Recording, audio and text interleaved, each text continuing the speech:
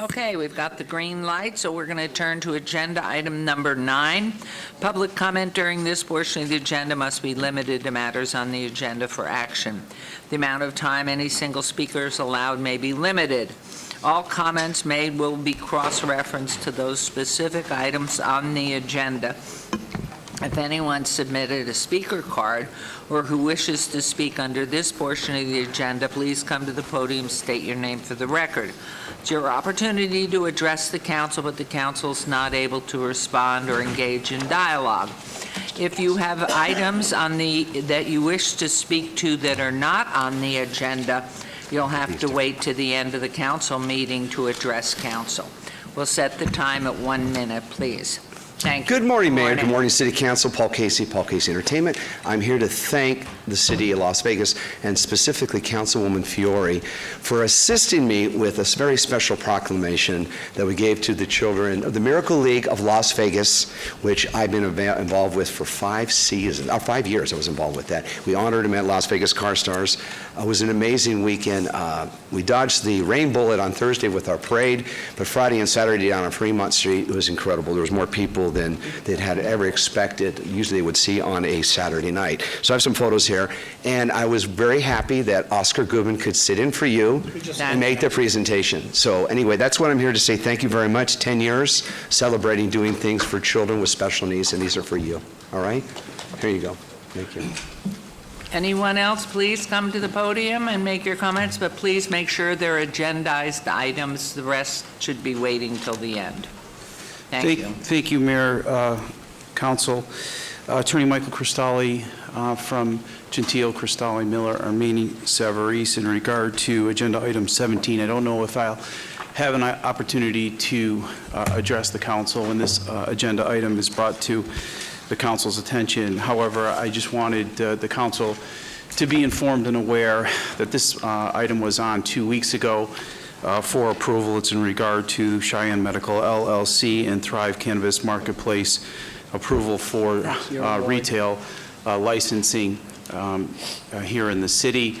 As I advised the council last time I was here, there's a preliminary injunction scheduled in front of Judge Gonzalez with regard to the conditional licensing, and that is scheduled for the 24th of this month. I requested that the council wait until the 24th or after to make a determination on licensing as it relates to this particular agenda. It gave us today's date in terms of going forward with this agenda item. I just wanted to advise the council that there is a temporary restraining order now in place by Judge Gonzalez as it relates to Thrive, specifically, not the City Council, Thank you. You've made your point. Appreciate it. Thank you. Thank you for coming down. Anyone else wishing, please come forward, state your name for the record, and it would be helpful if you do cite the agenda item to which you're... Agenda item number 42, and I'm Ken Smith. Good morning, guys. I just got a quick statement here. I wanted to express my opposition to the HOV lanes along Interstate 15. As a longtime expert on reporting traffic here in the valley, this change along I-15 will create confusion for tourists and bigger delays for single occupant drivers. I understand that at least 2 council members are opposed to the HOV lanes running through the city of Las Vegas. HOV lanes are designed to create more congestion on our roadways in the effort to try to force people, or at least persuade people, to carpool. It has been a tried and true method for 50 years around the country, and it's been such an abysmal failure that many cities and states like California, Washington, Utah have turned them into toll lanes. I don't know if that's NDOT's agenda long term, but I'm afraid if these HOV lanes fail, they'll try to go to the legislature and turn the HOV lanes into toll lanes, basically giving a free ride for wealthy drivers while the poor people that live in the city will have to rot in traffic. That's about it. Thank you, and NDOT is your place, and you may swing by the county commission. Thank you. Anyone else? Okay, thank you. I will close public comment, and we will now move on, thank you very much, to agenda item 10. Business items for possible action. Any items from the 9 a.m. session that the council staff and or applicant wish to be stricken table, withdrawn, or held in abeyance to a future meeting may be brought forward, acted upon at this time. Mayor Pro Tem, have you any? Yes, the applicant for item number 55 wants to withdraw it without prejudice. It's an abeyance item, Golf Cribs LLC and Golf Cribs LLC at 8816 Tierra Hope Court. Thank you. They're withdrawing without prejudice. Item 55, and that's the only one, Mayor. Okay, any from council? Okay, that's the only one. There's a motion to strike agenda item, what did you say, 55? Thank you, please. Withdraw without prejudice, I'm so sorry. So please vote and please post.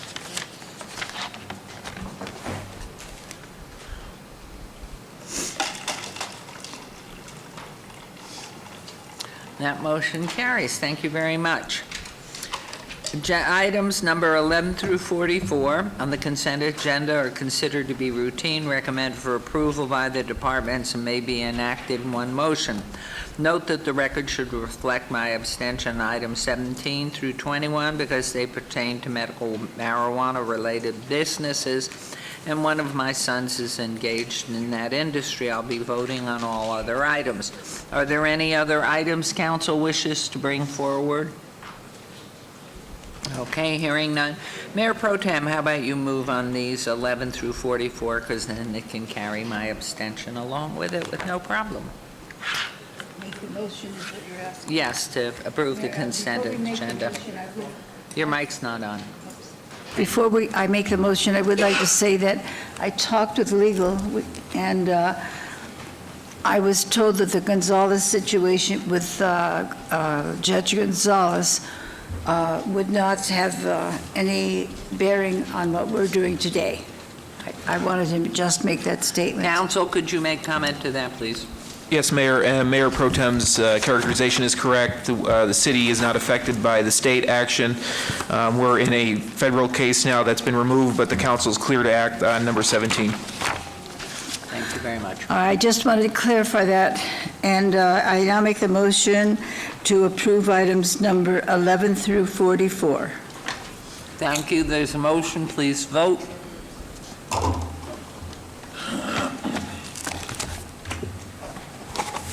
And please post. Motion carries. We'll move on to agenda item 45, administrative, a report from our city manager, Scott Adams, on emerging issues relevant to all wards. Good morning, Mayor and City Council. Scott Adams, City Manager. This is an item that I indicated in briefing that I'll be placing on all the future council agendas. It'll be optional as to whether I make a report. The intent of this item is to be able to brief you on matters of emerging interest that might have occurred between council meetings, where I think you and maybe the public should be aware of things that may be going on. Today, I really only have one item of such interest. I think that we briefed you in a briefing, it might have been last week, on a matter regarding the Turmeric nightclub in the Fremont East District, that we've been experiencing issues with that nightclub. The business licensing section has administratively revoked their nightclub license, as we indicated would be most likely due to the problems we are experiencing there. The owners of that club have appealed that revocation. That appeal comes to me as city manager. I've scheduled a hearing on the matter tomorrow to hear from both parties, the city and affiliates, as well as the owner, and I'll keep you advised accordingly. And so that is my only matter of emerging interest that I'd like to report today. Question. Yes, any questions, comments, please? Yes, Thank you, Mayor. Councilman Coffey. If I could, thank you, Mayor. Then what is their option after that, Scott? I think one way or the other. I believe their option, if I were, and I really can't indicate one way or another without going through the hearing and hearing from both parties, but should they be, that revocation be upheld, I believe there are recourses to court beyond that, on that particular license. Do they appeal to the council? I don't believe on this one they did. because it's a court action? Or, I mean, I'm sorry, I'm just confused. Well, it's an interesting one, and we issued it, we had issued that as a temporary license administratively, and during that period of temporary licenses where we experienced all the problems. And because of those problems, we revoked that license. It comes to me as a matter of administrative procedure for appeal, and I believe their only recourse is in the court. I don't know if the attorneys could elaborate on that. Or Ms. McElhone, could you please come up and state your name for the record and just make a brief comment on it? And this, to my knowledge and in the briefings, was a safety issue that was violated, and if you'd make some comment, please. Sure. Mary McElhone, Deputy Planning Director. So their recourse, if the revocation is upheld, is they would have to file a lawsuit in district court against the City of Las Vegas. That's the way our code reads. This is a temporary general license, and so that's how that works in our code. And this was not done idly. This was a very severe, continuing problem in the public area of the second floor, as I understand. I mean, the city does not take action, or the city manager, of such severity unless there is a warranted reason. Yes, Mayor Goodman, at this point in time, there is an active investigation that is still going on with Metro. We did meet with Metro on Monday. So all the facts cannot be revealed to us. And again, more facts will probably come to light. I can tell you that after the meeting with Metro previously, and again on Monday, that we do have enough evidence that we felt we could and should revoke the temporary license, and they had the right to appeal, and that appeal is heard before the city manager. So And, that appeal am I at as... liberty to say it was a recurring issue? It was not just a one-time issue. So this is something that, about endangerment to the population, and with a recurring issue, that's why the action was taken, and I think wisely so. And thank you, Mr. Adams, and everything licensing's doing here. So we'll wait. You'll report back, Yep. Mr. Adams? Yes, I will, and we do have to be careful on these items, not to get too deep on the discussion on these, because they're not here, they weren't noticed to be here, this is not meant to be anything remotely related to a hearing. I was simply advising you of how this is progressing, and that I'll continue to advise you along the way. But because I think of the significance, I know Councilman Coffin, you expressed concern and really wanted to kind of bring this out into the public. I'm doing that. I'm just making you aware of what's happening, continue to keep you advised as we go along, and that's really the point of this emerging issue.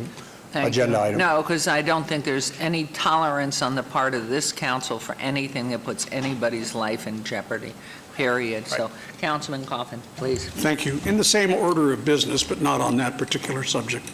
I could not make briefing yesterday because I was at the Grant Sawyer Building testifying on behalf of our bill, AB 73, to give us some ability, some flexibility, our ability to address the homeless situation. As you know, the Assembly completely took out our authority, and now it's in the Senate Committee on Revenue, and I hope they will restore our original bill or parts of our original bill. I just want you to know that, City Manager, because we need to have the team working constantly on this, and I've been in contact with as many friends as I can up in Carson City. I'm trying to talk to Chairman Don Darrell Loop. Senator Parks seems sympathetic. He's asking a lot of questions. And so they're going to have a work session tomorrow. So our team needs to be on that constantly now. Councilman, through the mayor, we do have an agenda item on the council agenda a little bit later dealing with on a legislative update. So that would be perfectly appropriate time to have an expanded discussion on that bill. Thank you. Any questions? Yes, Mr. Adams, could you wait Councilwoman Mayor Pro I Tem. just want to has a say, I comment. think it's a very good idea that you're going to come to us with emerging issues each council meeting, because part of the problem we've had is we might not be up to date, and this would help bring us up to date on things. So I'm saying it's a good idea. I'm glad it's being utilized. Yeah, sometimes things happen quickly. Yes. And it's hard to always keep everybody up to date, and that's the intent of this item, is really as things progress between meetings, and I think you need to be aware of some things, I'll certainly report And that. it gives us an opportunity to ask you questions if we need to right now also. So thank you. Thank you. Don't go away, not so fast. Agenda item 46, report by staff and discussion for possible action regarding the Southern Nevada Plan to end youth homelessness, which will serve as a roadmap for partners working together to prevent and end youth homelessness in Southern Nevada. This is OC, he's ducking out. Turning it on to staff, that's just fine. You don't look like Mr. Adams, so let's continue on. Good morning, Mayor and Council. Kathy Thomas Gibson, Director for the Office of Community Services, here with our community partners, specifically Arash Ghafouri from Nevada Partnership for Homeless Youth. As you know, our office has been working on behalf of the city to identify a number of strategies and implement them effectively with our community partners to address all aspects of homelessness. And today, we will have a presentation, and I'll turn over to the clerk a set of, thank you, executive summaries for this Southern Nevada Plan to end youth homelessness. And I'll turn it over now to Mr. Ghafouri, and he'll make the presentation, and then we will answer questions if you have any. Thank you very much, and would you spell your last name for the record so we have it properly written? Absolutely. Arash Ghafouri, last name G-H-A-F as in Frank, O-O-R-I. Good morning, Mayor Goodman and esteemed members of City Council and City Council staff. Thank you for having me here, and I'm very excited to be presenting to you all the first ever Southern Nevada plan to end youth homelessness. Yay. So why do we need a plan? No young person in our community or anywhere in our country should be having to sleep on the streets. Yet, unfortunately, in Southern Nevada, we have the 5th highest prevalence of youth homelessness in the country. Over 21% of Southern Nevada's homeless population in 2018 were unaccompanied youth. That means youth without families or any guardians actively in their lives. But Nevada, since 2013, has had the highest rate of unaccompanied youth living unsheltered on the streets or other places not meant for human habitation. And that is something that we hope this plan can turn around. We conservatively have over 15,000 homeless youth enrolled in our school districts this year, and we're being told that that number is going to be in the 18,000s by the end of this school year. So why do we... Could I interrupt you Yes. and ask you, how do you define youth? Homeless youth? Yes. Homeless youth, under the purposes of this plan, we use the McKinney-Vento definition, so that's the definition. Age to?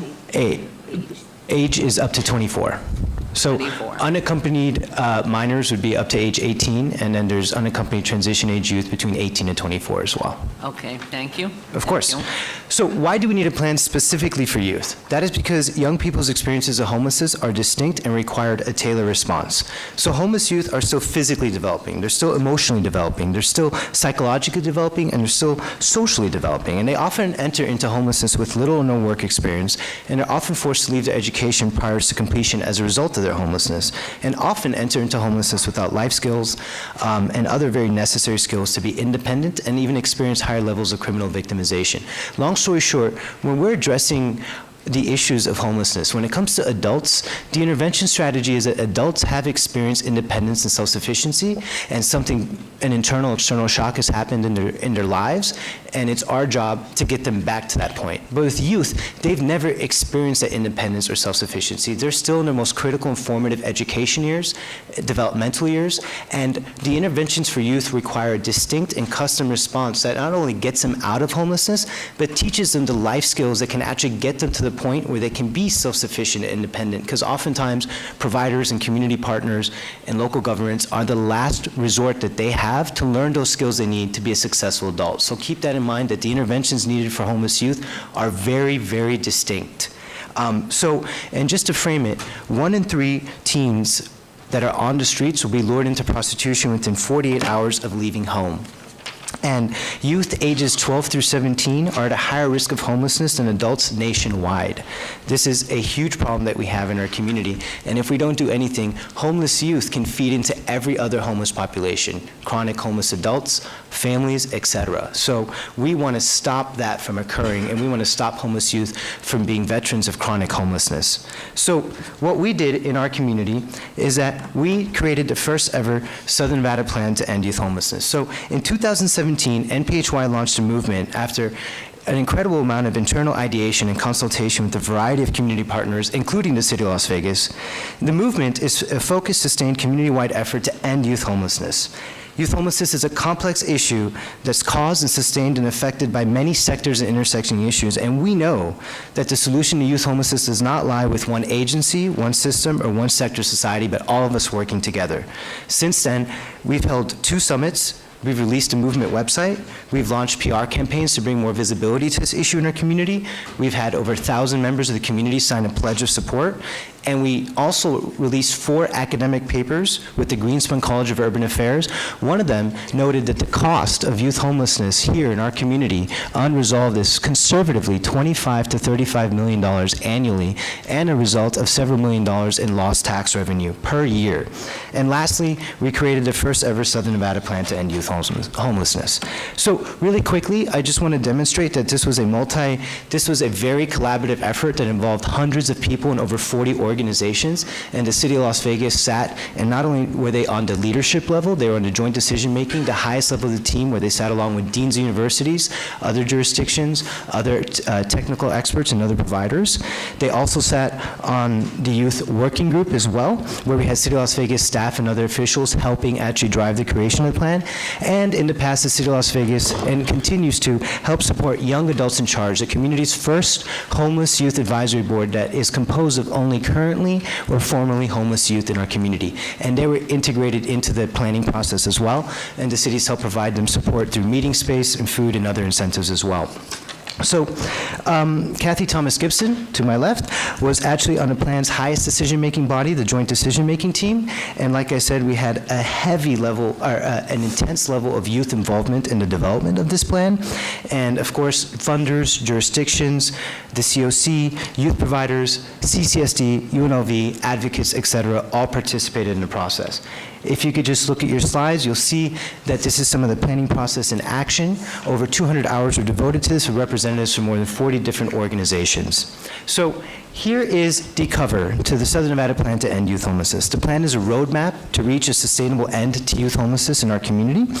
You can consider it a North Star that really bands together our community to sustainably end youth homelessness by laying out a plan, a common vision that everyone can align to, all sectors that are needed to solve the issue of youth homelessness. Take a particular look at the cover. This cover was actually designed by a young person with lived experience of homelessness.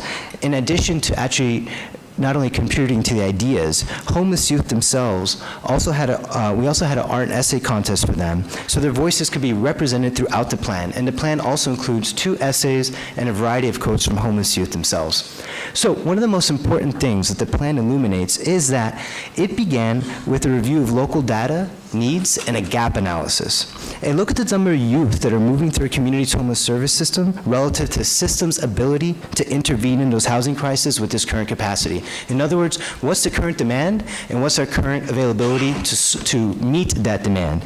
And we have found through the data that we're missing conservatively over 1,300 interventions in our community to address youth homelessness in a sustainable manner. And we know that that number is very shy because the numbers of youth homelessness, all statistics, tend to be conservative and undercounted due to the difficulty in counting this very mobile and moving population. So what is our vision for success? We will know what do we mean when we say we want to end youth homelessness. This is something that's really important to us. Though we may not be able to create a world where young people never experience homelessness, our goal is to create a coordinated response system that ensures that when youth homelessness does occur, it is rare, it only lasts for a brief period of time, it does not reoccur, and that it equitably addresses all youth, regardless of race, ethnicity, sexual orientation, gender identity, disability, or systems involvement. The plan is driven by metrics and outcomes. It is built on a federal criteria to end youth homelessness as defined by the United States Interagency Council on Homelessness and an intense amount of input about the unique needs of Southern Nevada. Our plan has 5 goals with accompanying metrics of success, over 20-plus objectives, over 60-plus strategies. And you guys are looking at those right now in the executive summary that was provided to you all. The really cool thing is look for the asterisks at the end of some of the strategies. Almost 25% of all the strategies in this plan came directly from homeless youth themselves, including one strategy that is currently Assembly Bill 363, which is hopefully on its way to the governor's desk. So the strategy focus areas of this plan were proposed because youth homelessness is a complex issue that is affected by a confluence of factors and systems, and this plan hopes to attack the issue of youth homelessness from all angles. It includes legislative and policy work, it includes fundraising, it includes public-private partnerships, it includes housing and services, and lastly, system intersectionality, because it's really important to solve the problem of making sure that youth get the same experience and the same high-quality level of service regardless of what system they interact with, whether that's juvenile justice, education, child welfare, or providers. From the outset, the plan, the community was really, really determined to make sure this plan was truly comprehensive, addressing all aspects of youth homelessness, and not simply a lack of housing. So the variety of strategies represented here is a reflection of those priorities determined by the community. So we've had an incredibly strong partnership with the City of Las Vegas throughout this. They've been involved in the ideation. They've been involved in our summits. I forgot to mention that Kathy Thomas Gibson also helped facilitate at our first summit a breakout session on sex trafficking in the afternoon. They were involved in, you guys were involved in the development of the plan, development of bringing the community together, and even bringing outside players to learn more about what's going on around youth homelessness so we can get private parties involved, including former NFL players, foundations, et cetera. And it is our hope that we're here presenting this plan to you to adopt it so we can further incorporate it into the city's own planning process and other initiatives. We hope to get the continued support of the city around public-private partnerships and other alignment opportunities, and we hope that we sustain participation in implementation committees because this plan is not going to sit on the shelf. This plan has already started producing results in our community. This plan has made its way to the state, it's made its way to DC, and everywhere and back. And you can read the full plan on our website at www.mphy.org/themovement.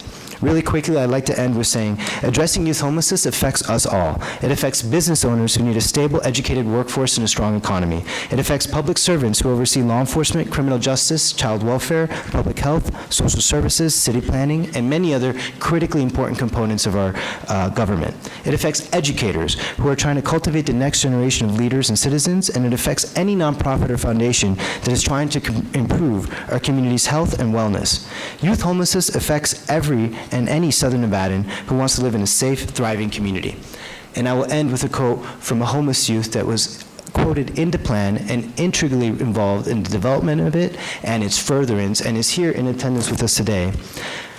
All things considered, ending youth homelessness isn't an impossible feat. It can be done with the help and support of our community. Turning a blind eye to this issue will not solve it, and the key to understanding and moving forward is giving us a voice to not only allow us to be heard, but to allow the community to listen. The youth are our future. We will be the ones you pass the baton to, and we deserve to be there to receive it. Thank you so much. I want you to stand up because I want the council to meet you. Thank you. So that last quote that was read is from this young adult that's here with us today, and we'll take any questions if you have any at this time. Well, I would like to first of all commend you on this. This is something that the city has been involved with, ending youth homelessness for over a decade, but nobody seemed to be putting their arms around it and taking responsibility to do something, which obviously is now occurring, and we are grateful for that. It has been an issue that has been most of greatest concern. One thing that is missing, which I know you know it's missing, is the demographics. By what's your population, and to begin that data collection so we have a comparison as we move forward with all the breakouts of that population we're serving. And not only by all the variables, but also considering now that we are taking in through this plan up to 24. And I think that's very important. Without data, you really have nothing, and that is glaringly missing in here. What is this population? And are we talking Nevada? Are we talking Southern Nevada? Are we talking the city of Las Vegas?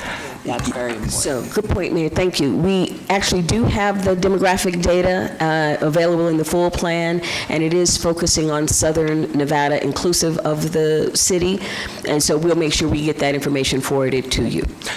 And I think as you go forward, too, as these are printed maybe annually, and you're getting the word out, that information needs to be there, and especially comparatives year to year of what we're doing.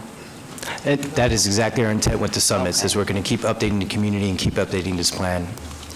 Thank you, Councilman Coffin, and we'll go all the way down. Thank you. Councilman Creer next. And Mayor Reserve Pro Tem. to maybe have more questions. Where is the money for this? Okay, both of us are trying to answer. It's actually a couple of collaborative things. So specifically for some of the summits, there were both public and private dollars involved. So some of the regional dollars from the Continuum of Care, the planning working group, supported this work. There were private dollars from the Sands Corp that supported the group. So it was a number of sources. But if you're talking specifically the services to youth, most of it is COC dollars or Continuum of Care dollars and individual organizations raising their own money or writing their own grants. And so one of the things we're striving for is integration of those funding sources. Mayor, I have to continue. Well, where's the local contribution of money? Where's the authority to raise some money to help these kids? So that's why we're here today. If the council adopts the plan, it in effect directs your staff to work on that service integration work. Well, who pays for the service integration work? I'm asking you because I'm frustrated because you know I do. what I'm getting at. I presented to the Senate committee 20 pounds of studies, minutes, documents, crap over the last 4 years, 20 pounds, to ask them for a favor, that is to let us have the authority to raise money for the youth homeless as well as adult homeless. And in the assembly, they just gave us crickets and passed the bill right out with no money. They stripped the bill for homeless funding. And it wasn't even state money. It was the ability for the council and the county and others to raise money. And now we're stuck without money, but we're in the hands of the Senate. I mean, Chairman Narrow Loop and Mr. Parks is also on the committee. So there's only 5 people, 2 from Clark County, 3 from Washoe, I believe, Washoe Carson. I'm still stunned because everybody gives lip service to homelessness for all ages, but nobody wants to pay. And we've got philanthropists who we are glad they support us. But I am so upset with my fellow Democrats.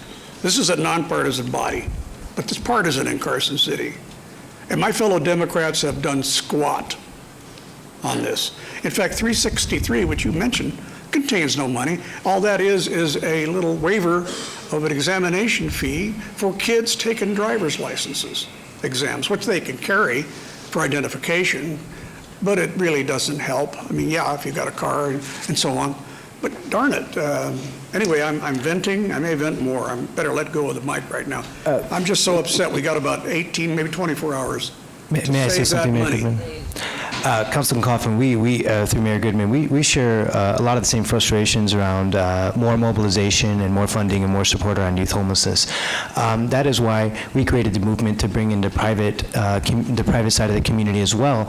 And as well as we all know, long-term systemic change that involves people, et cetera, sometimes can take a while, and we're not going to need steady money. Exactly. Right now. No, we couldn't agree with you more. And that's you. one of the strategies identified in there is to do that, and we need to create several different pockets of money that can be integrated to address We this. just need the authority to help put some money in those pockets. I couldn't agree more. Thank you, Councilman Creer. Thank you, Madam Mayor. I might have missed this, but how many street homeless You. kids do we feel we have? It is estimated through the point-in-time count, which is from our best data, that right now at any given night in Southern Nevada, there's a little over 1,500 homeless youth on the streets. Okay. And that does not count all the youth that do not, are not counted or are in some other program that's beside shelters. And has that number grown over the course of years?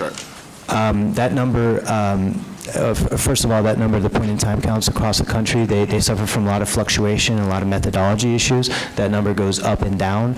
It's been on the rise for many years, but in the last year, it took a dip. Last year was over 2,000, but that is really due to methodology and the school district not counting certain youth as part of that count when they formerly did used to count them. And if I may interrupt here, according to Dr. Jara, in conversation, there are over 15,000 CCSD youth that are homeless in a definition, but you just said exclusive of the Clark County School District.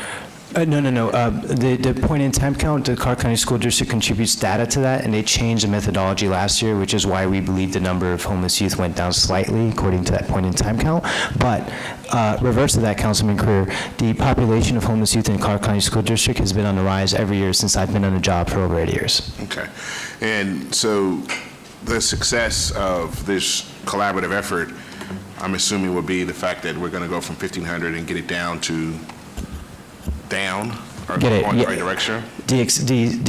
The success of this plan is that we have enough resources and enough systems working together in a community where youth don't fall through the cracks and don't have to turn to the streets because they're getting kicked out of their homes, because they're choosing to leave home because of unsustainable or unfathomable conditions by the rest of us. So it's our goal to get that number down to as low as possible. We'd love it for it to be 0, but until we can license parenting and take other actions, our goal is to make sure that this plan provides a platform for our community to address youth homelessness so it's rare, brief, one time, and equitably addressed. Because, yes, sir. Okay, and also, somewhat to piggyback on Councilman Coffin,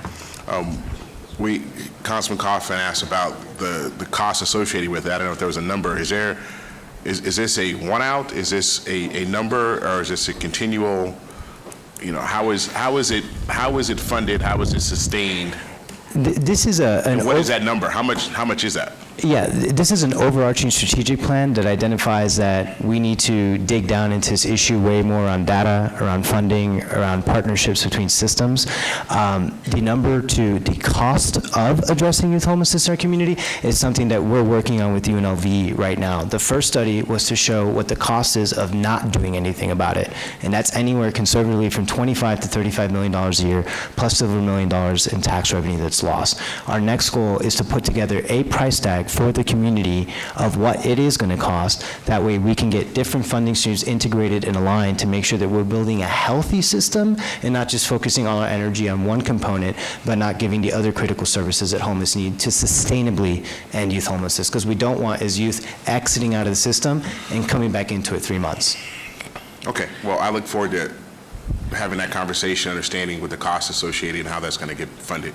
Absolutely, because this is a long-term attack plan. And I would highly recommend that this council adopt the efforts for ending homelessness among youth.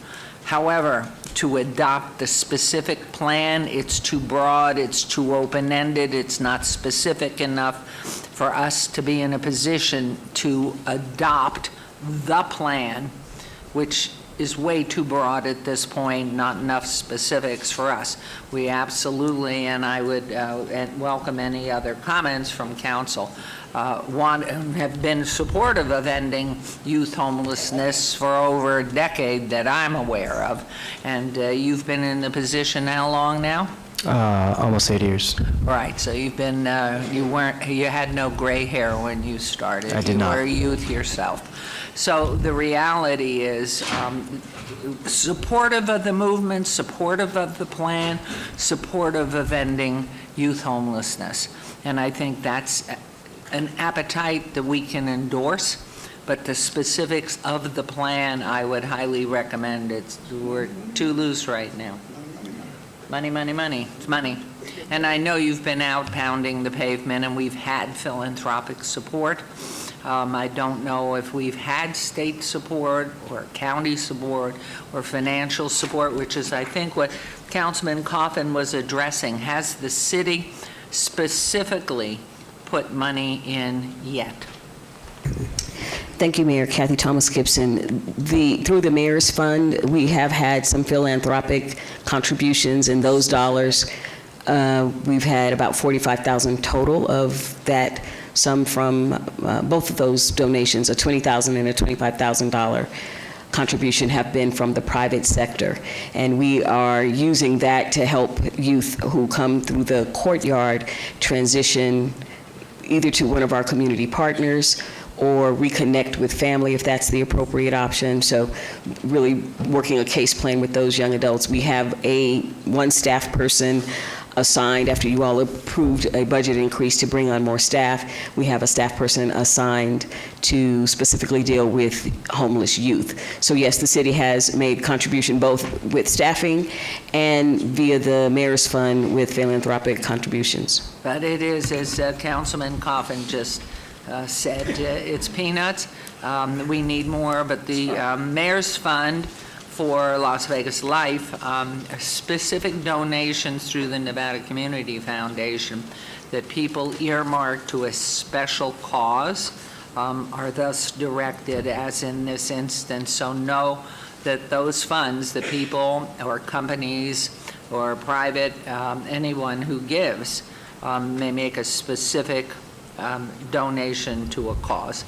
And so to hear that we've had those two wonderful contributions, about a long way to go. But thank you for your continuing efforts. And I would make a motion that we adopt and support a program for homeless youth through ending homeless youth through your movement.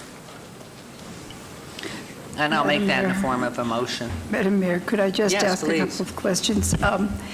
Is this in process now?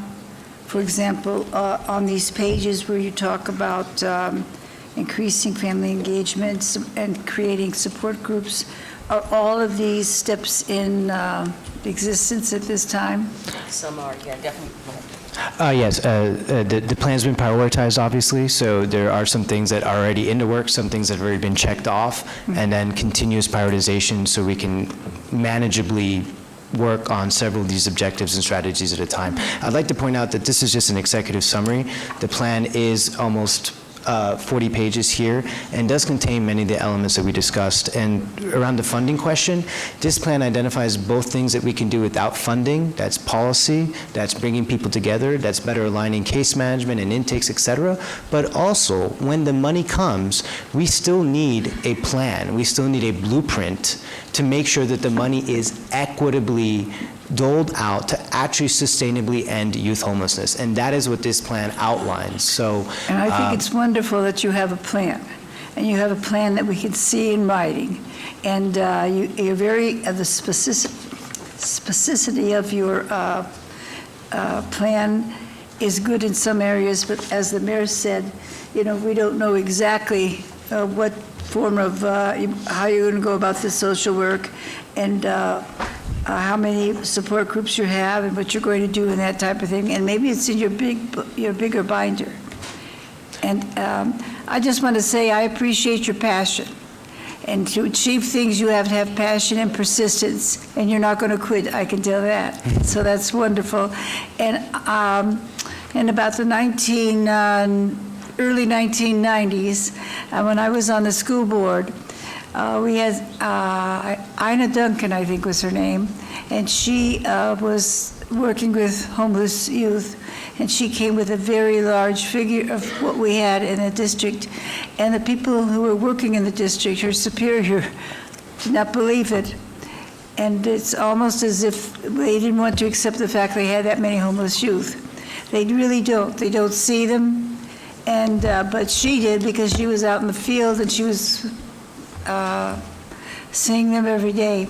So it's so wonderful that you have this specificity and that you are able to give us a written plan, and then, as the mayor suggested, you'll come back with more specifics.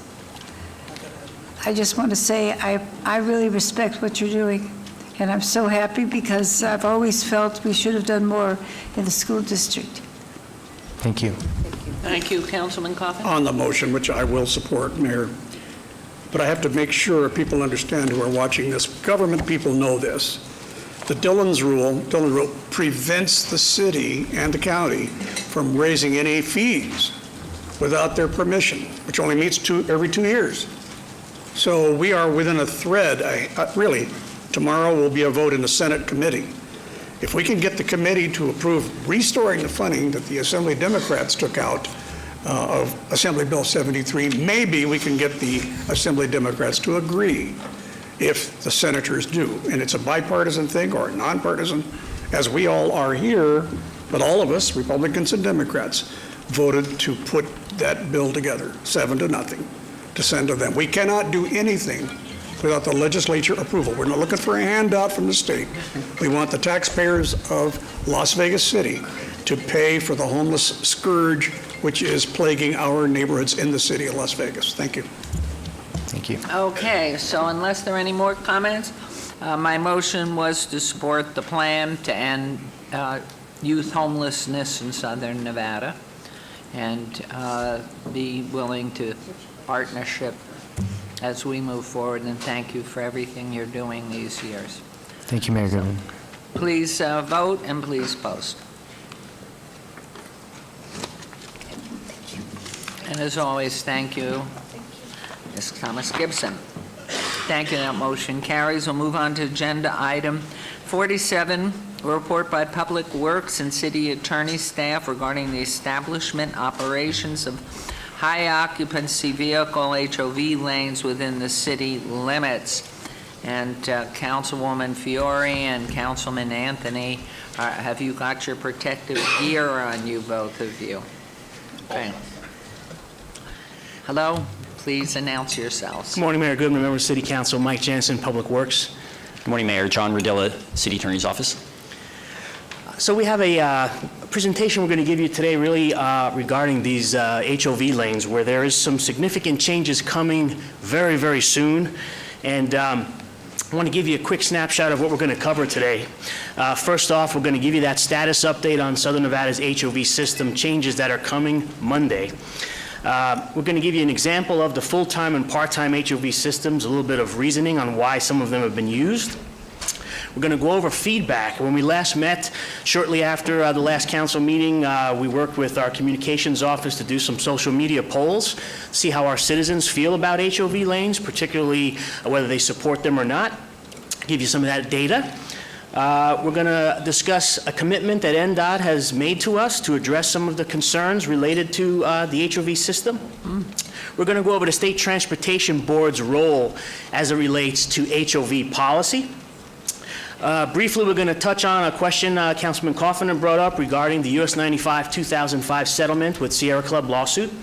We're going to cover state laws that are in place today related to establishing and operating an HOV lane system, municipal authority of roads and highways, and lastly, we're going to go over a little bit on federal policy related to HOV system. And so with that, let me hit you with the first big piece of information. I know some of you weren't here at the last council meeting when NDOT announced this, and Mayor Goodman, I know you know from the RTC board, NDOT's really done a great job trying to go out to all the boards and commissions to make folks aware of this upcoming change that some folks are not going to like. And the change is starting Monday, May 20th, the HOV system that we've all come to know over many years is going to go 24/7, 365, 2+ restricted. That means you can't use those lanes unless you're 2+. Wow. The exceptions to that are buses can use it, emergency vehicles can use it, and motorcycles can use it.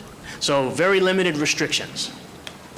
And just to kind of walk you through, yes, Mayor. Question, if I might, Councilman Coffin. This is an appropriate time. Thank you. I think it might have been Councilwoman Fiore's assistant who looked this up and found out that the statute we passed includes the ability to let electric and hybrids use these lanes too, which would lessen the load on the other lanes and help the HOVs look more used. Am I right on that, Mike? And if so, What are we going to do about it? Councilman, when we go through the NRS laws that you just referenced, we're going to walk you through what it says, and it gives that authority to determine what vehicles can use it to NDOT. And so we'll walk you through so you see that, and certainly that question has come up before on are electric vehicles allowed or not. Previously, they have been, but under the new regulations, they will not have an exception for electric vehicles anymore. Unless NDOT changes Unless AREG? unless that policy was... Or do they change it was to over a change. telephone? What do they do? We'll also go over that State Transportation Board, how they really establish a lot of NDOT's policies, and we'll walk you through that as we get to that slide. Thank you. I just would like to make sure you can understand the HOV system, because a lot of the reasons behind this are because major changes are occurring because of Project Neon being completed. And what this map here shows you is that the HOV system will be continuous 22 miles long from about Silverado Ranch on I-15 in the south, and you'll be able to come up I-15, and there'll be dedicated bridges that take you through the Spaghetti Bowl, where previously you had to get out and merge with the rest of traffic. Project Neon is putting in those dedicated bridges that allows you to go through the Spaghetti Bowl unimpeded from an HOV lane perspective. Those lanes continue on 95 all the way north to the termination point, which is also going to be brand new, at the Elkhorn Bridge. That will be the beginning and end point of the HOV lane system with a dedicated direct access interchange on Elkhorn structure. And lastly, I want to point out Project Neon is also adding an additional HOV-only interchange at Neon Gateway, which is located midpoint approximately between Oakey, Wyoming and Charleston. Again, additional access points that any access point in our mind is an improvement. If it's restricted to HOV, I understand it's not going to have what everyone wants, but it is still an additional access point which has value to the transportation system. But again, there's your snapshot of what that system is going to look like. And on Monday, all the new signs are going to be up, and I'm going to show you what they look like. On the right-hand side of the screen is the old sign, and that's the HOV system many of us were used to. And it said 2+ during the hours of 6 to 10 and 2 to 7, Monday to Friday. The new signs that are actually being installed literally as we speak today are going to say HOV 2+ only, 24 hours a day. No hours where that restriction isn't in place. And so I wanted to make sure that everyone understands, also under state law, it's required that these signs are posted, giving the motorists that information so they know what that restriction is. Will it say Sunday to Sunday, or will it say 375, or? It's strictly 24 hours with no exceptions in there, so it's not even going to say 7 days a week. Well. A little background I wanted to give you on the full-time or part-time HOV restrictions. So for many years, we had HOV restrictions that were defined as those part-time restrictions. Some state DOTs use both methods, and it all depends on the area demands. I'm going to just give you one example of our neighbor of Caltrans, California DOT. They have both types of HOV systems that are fully in place. They have been for many years. In Northern California, they utilize part-time HOV lanes, almost with identical hours that we use for many years. In Southern California, for many years, they've now been running those full-time, 24/7, 365, the type of full-time restriction that our community is going to see starting on Monday. The type of operation, it's generally dictated by traffic volumes, commuter patterns. The more hours of congestion that a freeway system sees in a particular community, the more likely that DOT is going to move towards a full-time restriction. So I wanted you to just understand that there is some reasoning that's used when they decide to go full-time or part-time. And could I ask you, are these, I'm sure you'll get to penalties, but how are they able, rather than highway patrol, are we going to be using technology to be caught and penalized? How do they know? Mayor Goodman, at our last council meeting when we had discussed this item, we had a representative here from NHP, and of course, we had Councilman Anthony, who also previously represented Metro on traffic side. And so in terms of the methods of enforcement, they don't currently have any magic devices that I'm aware of in terms of cameras or sensors. It's a matter of enforcing them with officers that would actually patrol those lanes. And we had quite a bit of discussion on that when NDOT presented at the last meeting. And really, I think there's the potential for technology. It just hasn't been approved yet to be used for that type of enforcement. Okay, thank you. I wanted to present really some interesting data that came out of those social media polls. As we know, social media polls are really handy to get some quick information. And these were polls that our communications department put out on both Facebook and Nextdoor, two particular social media applications that have been very helpful as we discuss community issues. And it's a relatively small sample size, so we're not talking about a scientific exact survey, but it's a snapshot of what our residents responded to when these polls went out. And the first one was a Facebook poll that was done where 2,000 citizens participated. 59% of those citizens said they support HOV lanes, not getting into the part-time, full-time restriction, just that they support HOV lanes. 41% were against. And let me read to you what the poll said. That's in yellow. How do you feel about HOV lanes is what our communications team asked on the social media. And the question was, please respectfully share your thoughts in the comments. NDOT wants to make them 24/7. Along the 95 and 15 starting next month when Project Neon is completed. The City Council wants your feedback. And so the responses were, do you support them or are you against? And I'll clarify a couple of points that was in the data. So the first one, 59 supported, 41 were against. Under the Nextdoor poll, about 1,035 citizens participated. Similar numbers, 54% supported, 40 were against. But in both polls, when you got into the actual response, those that left comments, they might have said, I do support HOV lanes, but then there was some clarification where they said, but I don't really support them 24/7. And so there is definitely a support towards having HOV lanes. And I know, Councilwoman Fiore, when we last discussed this last month, you made the same very similar comment. You see value in them, but it's just that 24/7 restriction is where I think a lot of folks have concerns. And I think our data generally showed that same thing. And so again, that's a snapshot of those two polls. But then we had an additional survey that Councilman Anthony put out on Facebook, and his question was, do you use them? Just to kind of get a snapshot on how they're being used. And this was also on Facebook. 475 votes came in. 39% of the folks said, yes, I use them, and 61% said, no, I don't use them.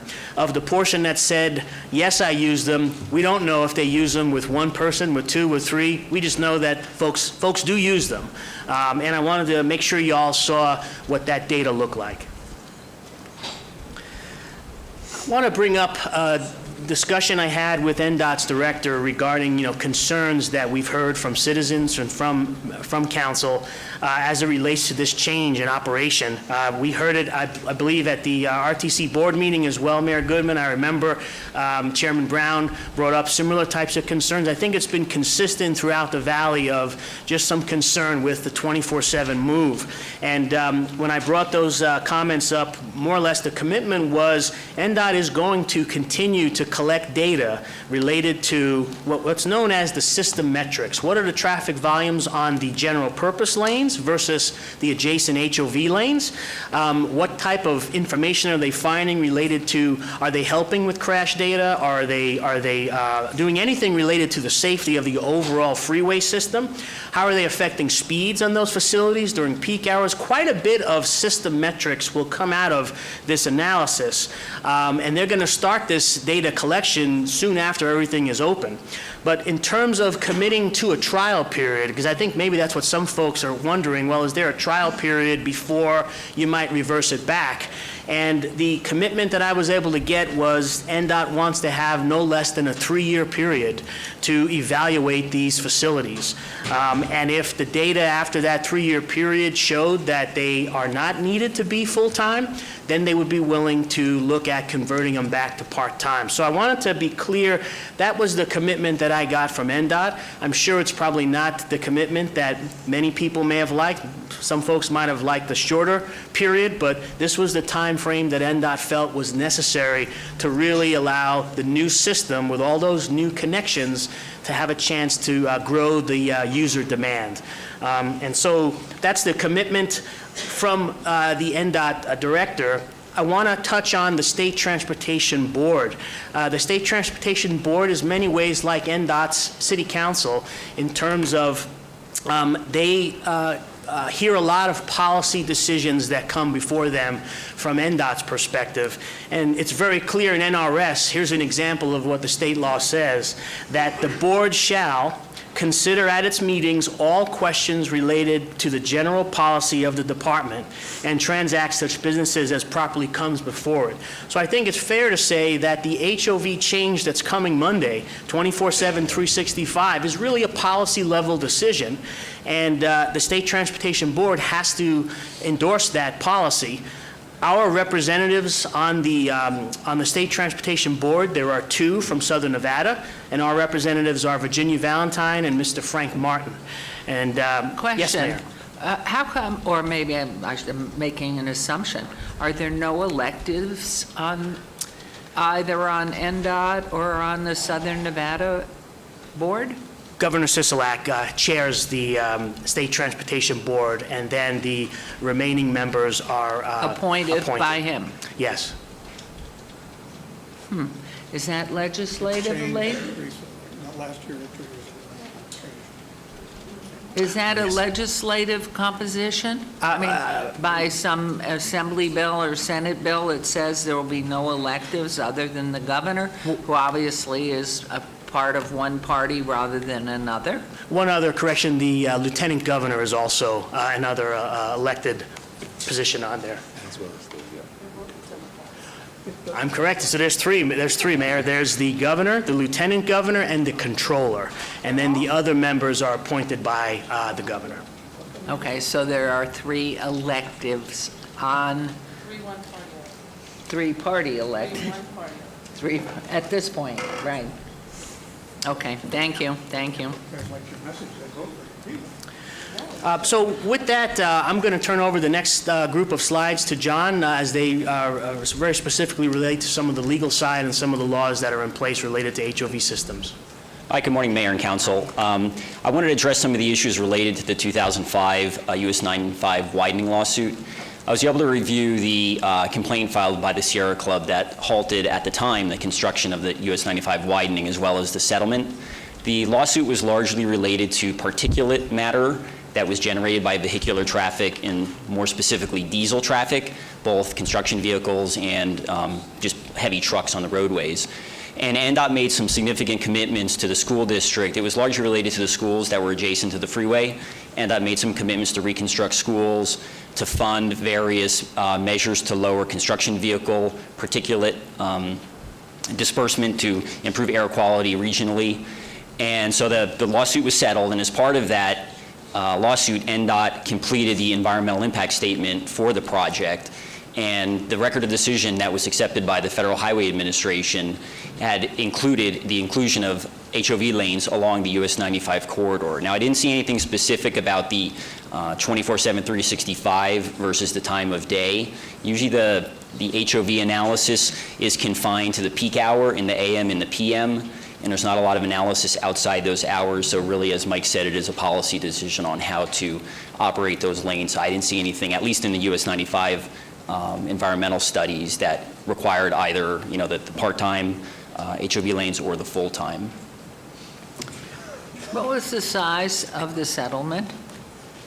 There was various monies by NDOT spent. It was in the millions. They relocated a couple of modular classrooms at those schools. They contributed $1 million, I think, for a 3-year period to lower construction diesel emissions. They hired some consultants that assisted the school district in enhancing the design of the structures to better remove the particulate matter from the air that's filtered into the school. I don't have an exact number, but it was a significant expenditure for NDOT. And were there any medical studies done on the students that had passed through the schools?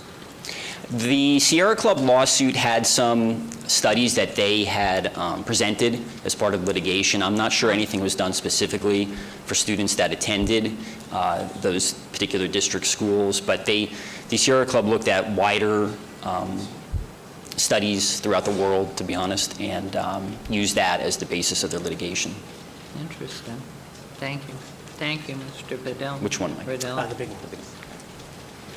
All right, so as Mike was indicating, NDOT does have the authority to control highways under their jurisdiction, and that they may designate lanes on highways for preferential or exclusive use of highway or of high occupancy vehicles. The city has authority to enact ordinances that regulate traffic within the city's jurisdiction, so long as they're not in conflict with certain chapters of NRS. And then you'll see on the next slide that we can enact an ordinance that regulates the variety of matters in that subsection 1. However, any ordinance passed by the City Council is not effective with respect to any highways constructed or maintained by NDOT unless the ordinance itself is approved by the Board of Directors of the Department of Transportation, which is essentially the State Transportation Board. So if the City Council was to approve an ordinance that tried to regulate NDOT right-of-way, it would have to be accepted by the State Transportation Board. So if it was in conflict with an NDOT policy, there would be sort of an issue with the State Transportation Board approving Well, that. the city has gone ahead or is in process, and Mr. Jansen will have to respond, of trading off the rights to Charleston for NDOT to take over the Summerlin Parkway? Yes, Mayor, that's correct. Therefore, we, the city, have lost control over HOV lanes that could be on the Summerlin Parkway were NDOT of the mind to put them in place on the Summerlin Parkway, correct?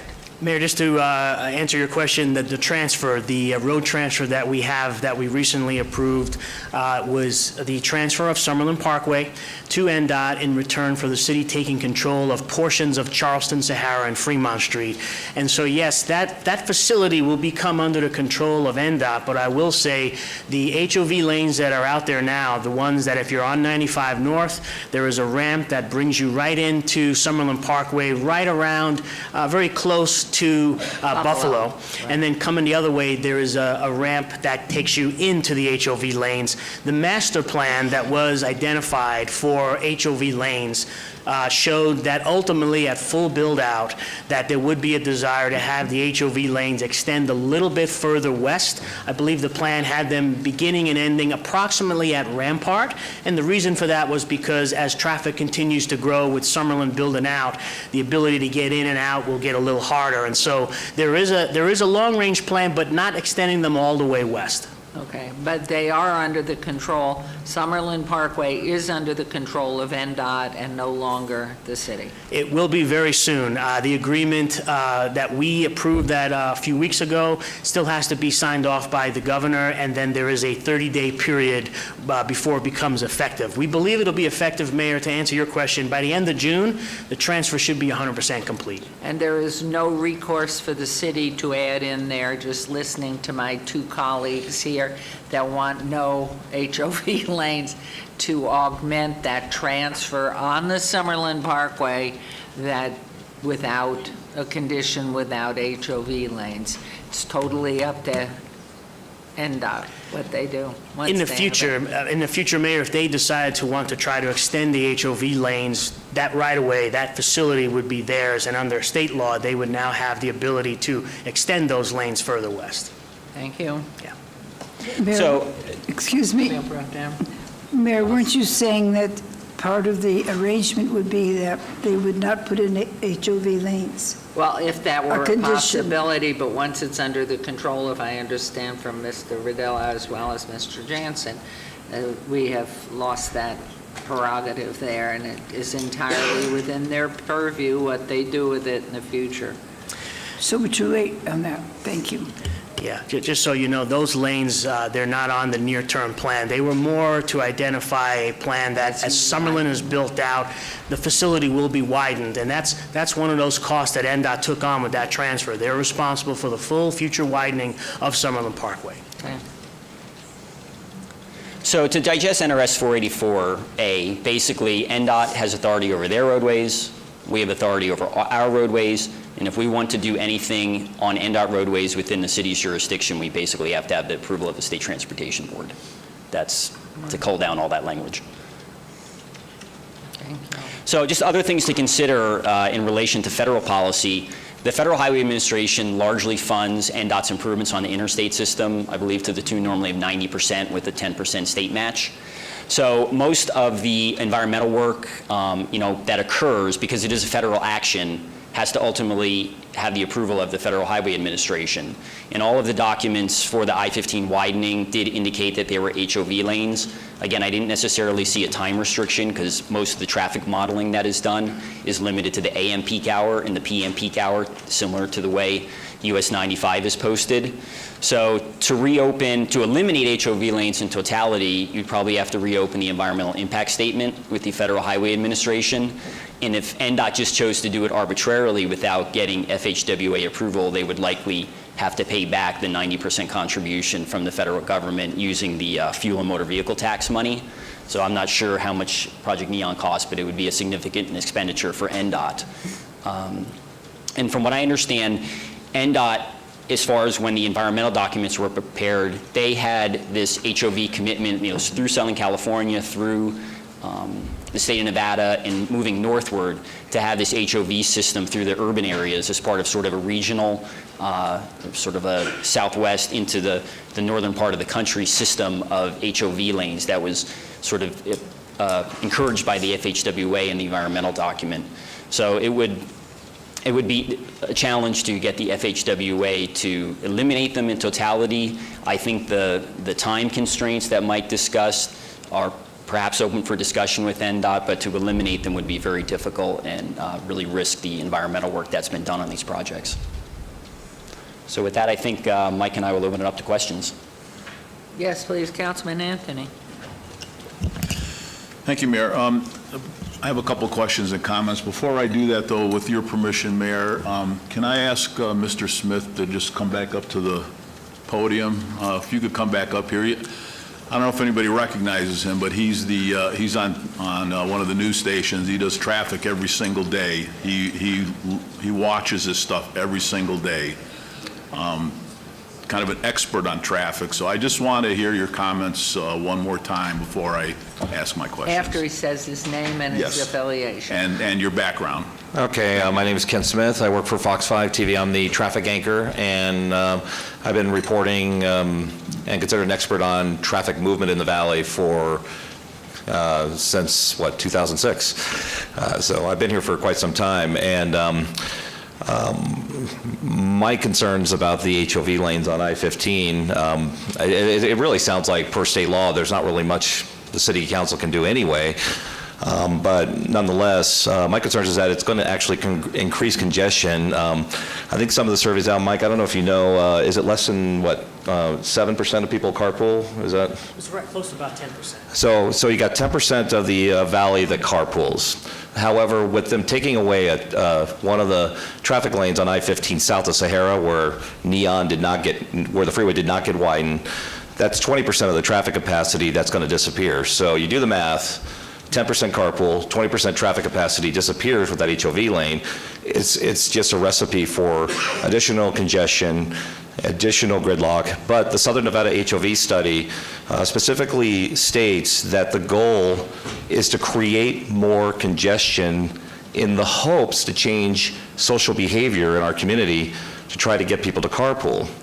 That's the ultimate goal. So they're aware of the fact, they being NDOT, with their own HOV study that I thoroughly vetted, says that you need to make those general purpose lanes worse, more congestion, in the hopes that people will change their behavior and find a buddy or whatever and get into the carpool lane.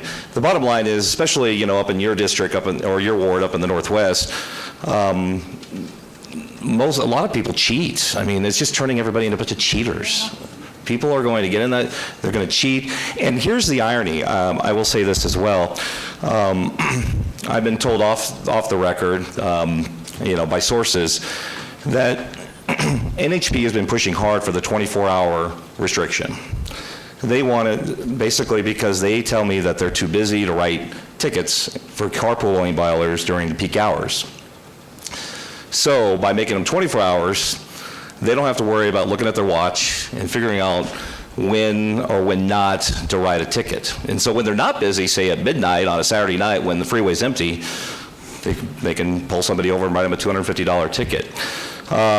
They've also, I think the NHP off the record has told me that they've written a few tickets accidentally during the off-peak hours, and their officers not realizing that they're not 24 hours, and they've been embarrassed by that. So they don't want to have to tell time anymore. They don't want to have to look at the clock, and they want to be able to enforce it whenever they so choose. I think the double white line concept, where they're going to be basically restricting the entry and exit points, is going to be problematic for tourists. Tourists are going to panic when they're in this HOV lane and they realize, oh wait, I can't exit at Sahara, or I can't exit at Charleston Boulevard and get to downtown Las Vegas. And they're going to probably go through those double white lines anyway. So there's so many major changes going on. It's going to be confusing for drivers. I know NHP is giving a 30-day grace period, but just based on my experience, it'll be interesting to watch, and I think it's going to make matters worse, not better for the community. Thank you. Thank you. Thank you, Mayor. So there's there's actually 3 areas I want to address here, and if you guys want to weigh on it, that's fine. The first one is the actual policy of creating these HOV lanes, and Mr. Smith is correct. This is social engineering. This is trying to get people to get another person in their car to use this HOV lane, and that's not going to happen. People in this community, especially up in the Northwest, they're like me. I get my car in the garage, I drive away, I go to where I want. I don't want anybody else in the car with me because I don't need them in the car with me. It's an inconvenience. That's not going to change. So the social engineering part is a complete waste of time. So they've put this, and it's interesting, this I didn't know, the HOV lanes were created because of a lawsuit. I mean, that kind of shocks me that we're creating these lanes because we're trying to settle a lawsuit with somebody. I don't think that's how we should do business. It's not fair. It's not fair to dedicate a road that the taxpayers paid for to a certain group of people that I'm almost certain, as Mr. Smith said, is probably down the road going to be taken a look at as a toll road. That's what happened in California. That's probably what's going to happen here sometime down the road. That is completely unfair to charge people to use a road. So I think the policy's wrong. I don't think we should have HOV lanes. It's interesting that you brought up the NRS, so it sounds like, I guess, we could, it'd be a vote of the city council, but I guess we could pass an ordinance asking the transportation board to change their mind. It sounds like we can petition them to do that, and I spoke to one board member. I don't want to say his name because I don't remember if this was a private conversation or not, but he is against, he's on the board, he's against the HOV lanes. So we have one person on it that's against them. So that may be something we may have to look at. But other than that, you're probably right. City really doesn't have much of authority. It's too bad the state and the federal government just kind of dictate what our roads in the city of Las Vegas can and cannot do. That's unfortunate. That's just the way it is. The second part is enforcement. Now, I guarantee you, and going back to the policy question, you can find studies that show HOV lanes relieve congestion. You can find plenty of studies that say it causes more congestion. We can go back and forth. There is no final answer to that. But I think it's just a fairness issue. So when it comes to enforcement, I guarantee you, Metro and NHP don't have time to enforce the HOV lane. Their primary mission is to reduce accidents and save lives and reduce injuries. That is their primary mission as a transportation enforcement level.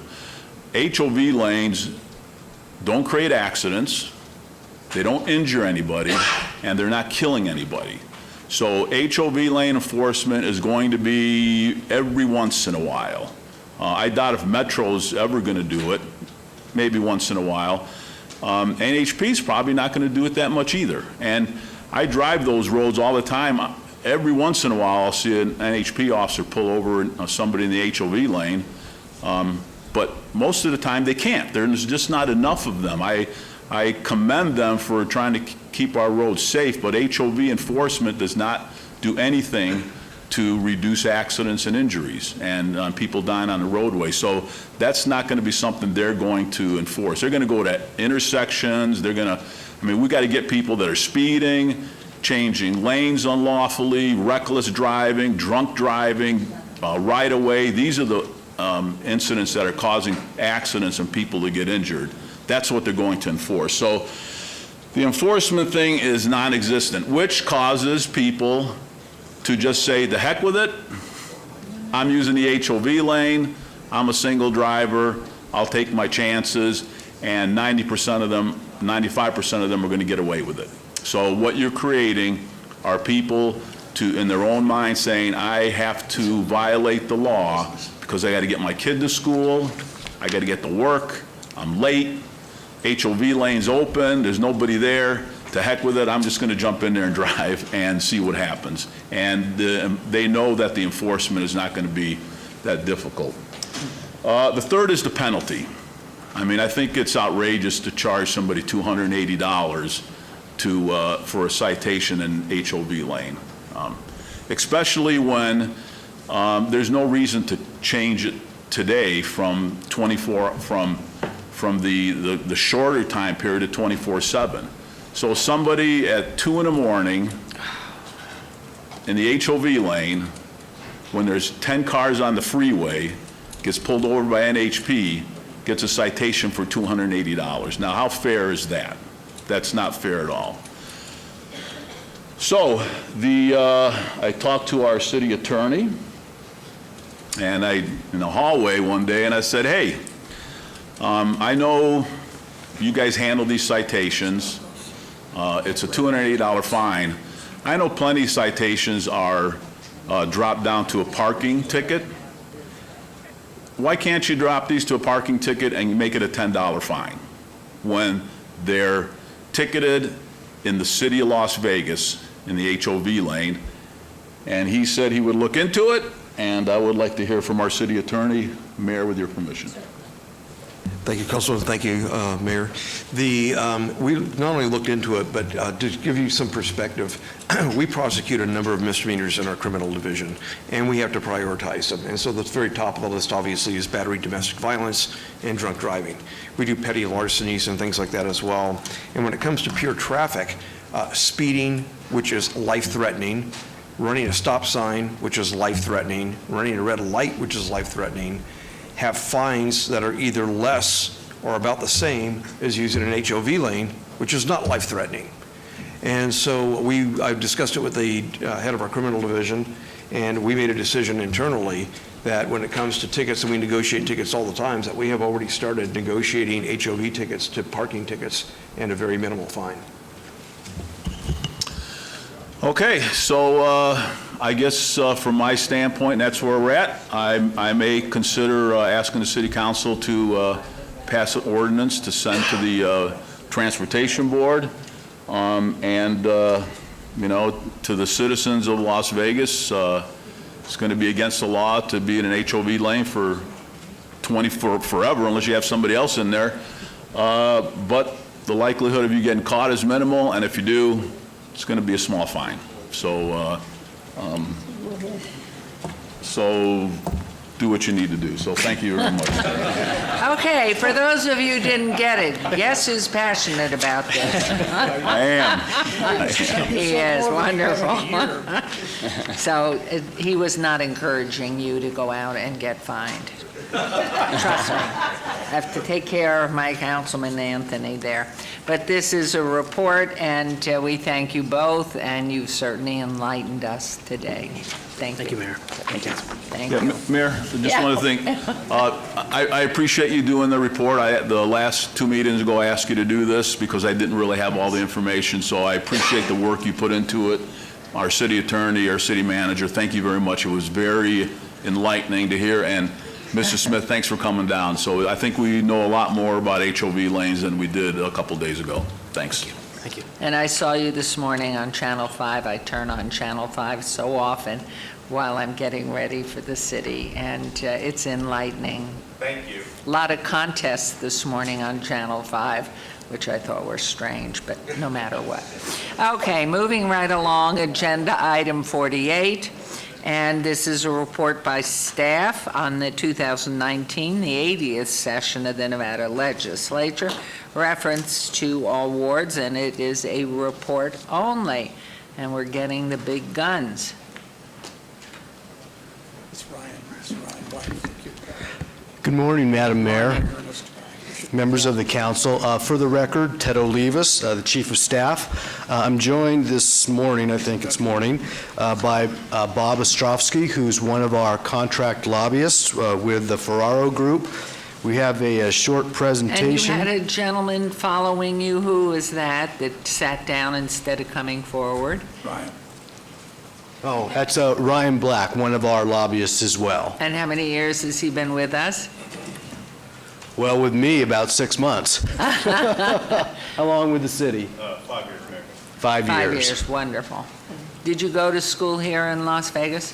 Ted, don't hide your light under a bushel basket. Madam Mayor, yes. Ryan Black for the record, legislative liaison that works for Ted Olivas, and I did go to Valley High School. Oh, right, see?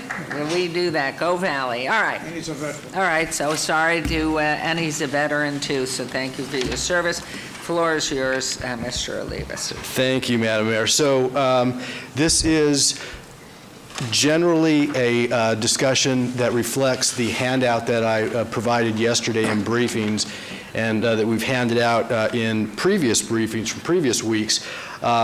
Bill status, we're still tracking just under 400 bills. There's still a lot of bills in play for the city. And you say, gee, well, why that many? Well, as you know, we are kind of generalists up there. We're not specialty lobbyists. We're covering things from annexation to zoning. So there's a lot of things that cities deal with. We have a couple of deadlines. One is this Friday, May 17th. That is the date for second House committee passage. And then the following Friday, May 24th, that is the deadline for the second House passage. As I mentioned, that doesn't mean that the bills that don't pass those deadlines have necessarily gone away. So this is the time that we have to be most diligent. All of the departments are engaged in helping us with the remaining bills. There are only 20 days left. As you can see on here, the session ends June 3rd. Councilman Coffin kind of beat me to the point of our first discussion here, and that is our bill, AB 73, to address the homelessness issue. As I've reported in previous briefings, the Assembly Taxation Committee looked at our bill and they amended it from our real property transfer tax and sewer surcharge proposal and changed it into a Southern Nevada working group that would address issues related to homelessness. And essentially what it now says is that the cities in Clark County and the county would get together, talk about the issues related to homelessness, and identify current sources of revenue or other new potential sources of revenue. That bill was passed out of the Assembly, and as Councilman Coffin mentioned, there was a hearing yesterday in Senate Revenue and Education Committee. So that bill is still in play, and you know, I know that Councilman Coffin feels very strongly about it, as do we, and the funding for homelessness. The only thing that I can say kind of related to that is there was a bill introduced yesterday. Actually, it was an amendment that was introduced yesterday by Speaker Frierson, and it was an amendment to Assembly Bill 309 that was heard in Assembly Ways and Means yesterday, and that's that bill that allows the Board of County Commissioners of each county to raise the sales tax by 1/4%. Now, they say that it's related to education. That bill does include a provision that it says that it can be used for programs of early childhood education, adult education, reducing truancy, reducing homelessness, affordable housing, and some other things. That doesn't fix our homeless funding problem, but I just wanted to make you aware of that because that's something that's new from our discussion yesterday. So, One question, if I could. Please. Who would be voting for the sales tax? As popular as those are, I'm sure people will be just clamoring to vote for it. Who would be doing the voting? in the bill, it says that the county commission would vote for the property could vote tax, for it. or the Yeah. sales tax increase. Yeah, okay. That's not going to help us. Thanks. You know something, and now that you've gone ahead and made that question, I'm very confused here. 2 years ago, I made a recommendation to our staff. Health and sanitation are critical in southern Nevada, or the state.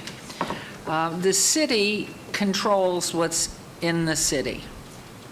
I don't understand when it comes to health and sanitation why we, the city of Las Vegas, cannot implement an increase to sewer to take care of health and sanitation. What in heaven's name does the legislative body have to do with a need in our city for all the defecation and urine that's on our streets caused by homeless to create a fund strictly sewer-related? And I don't understand what the legislative body has to do with telling us how to run the city. I made the suggestion to staff 2 years ago that we have not increased the sewer fee, which is equitable to everybody. We all have sewer-related fees that we pay, to help us take care of the cleanup. And it's the city. We're not telling the county you have to do it. We're not telling the state or the outlying counties that they have to do it. We own and run the city.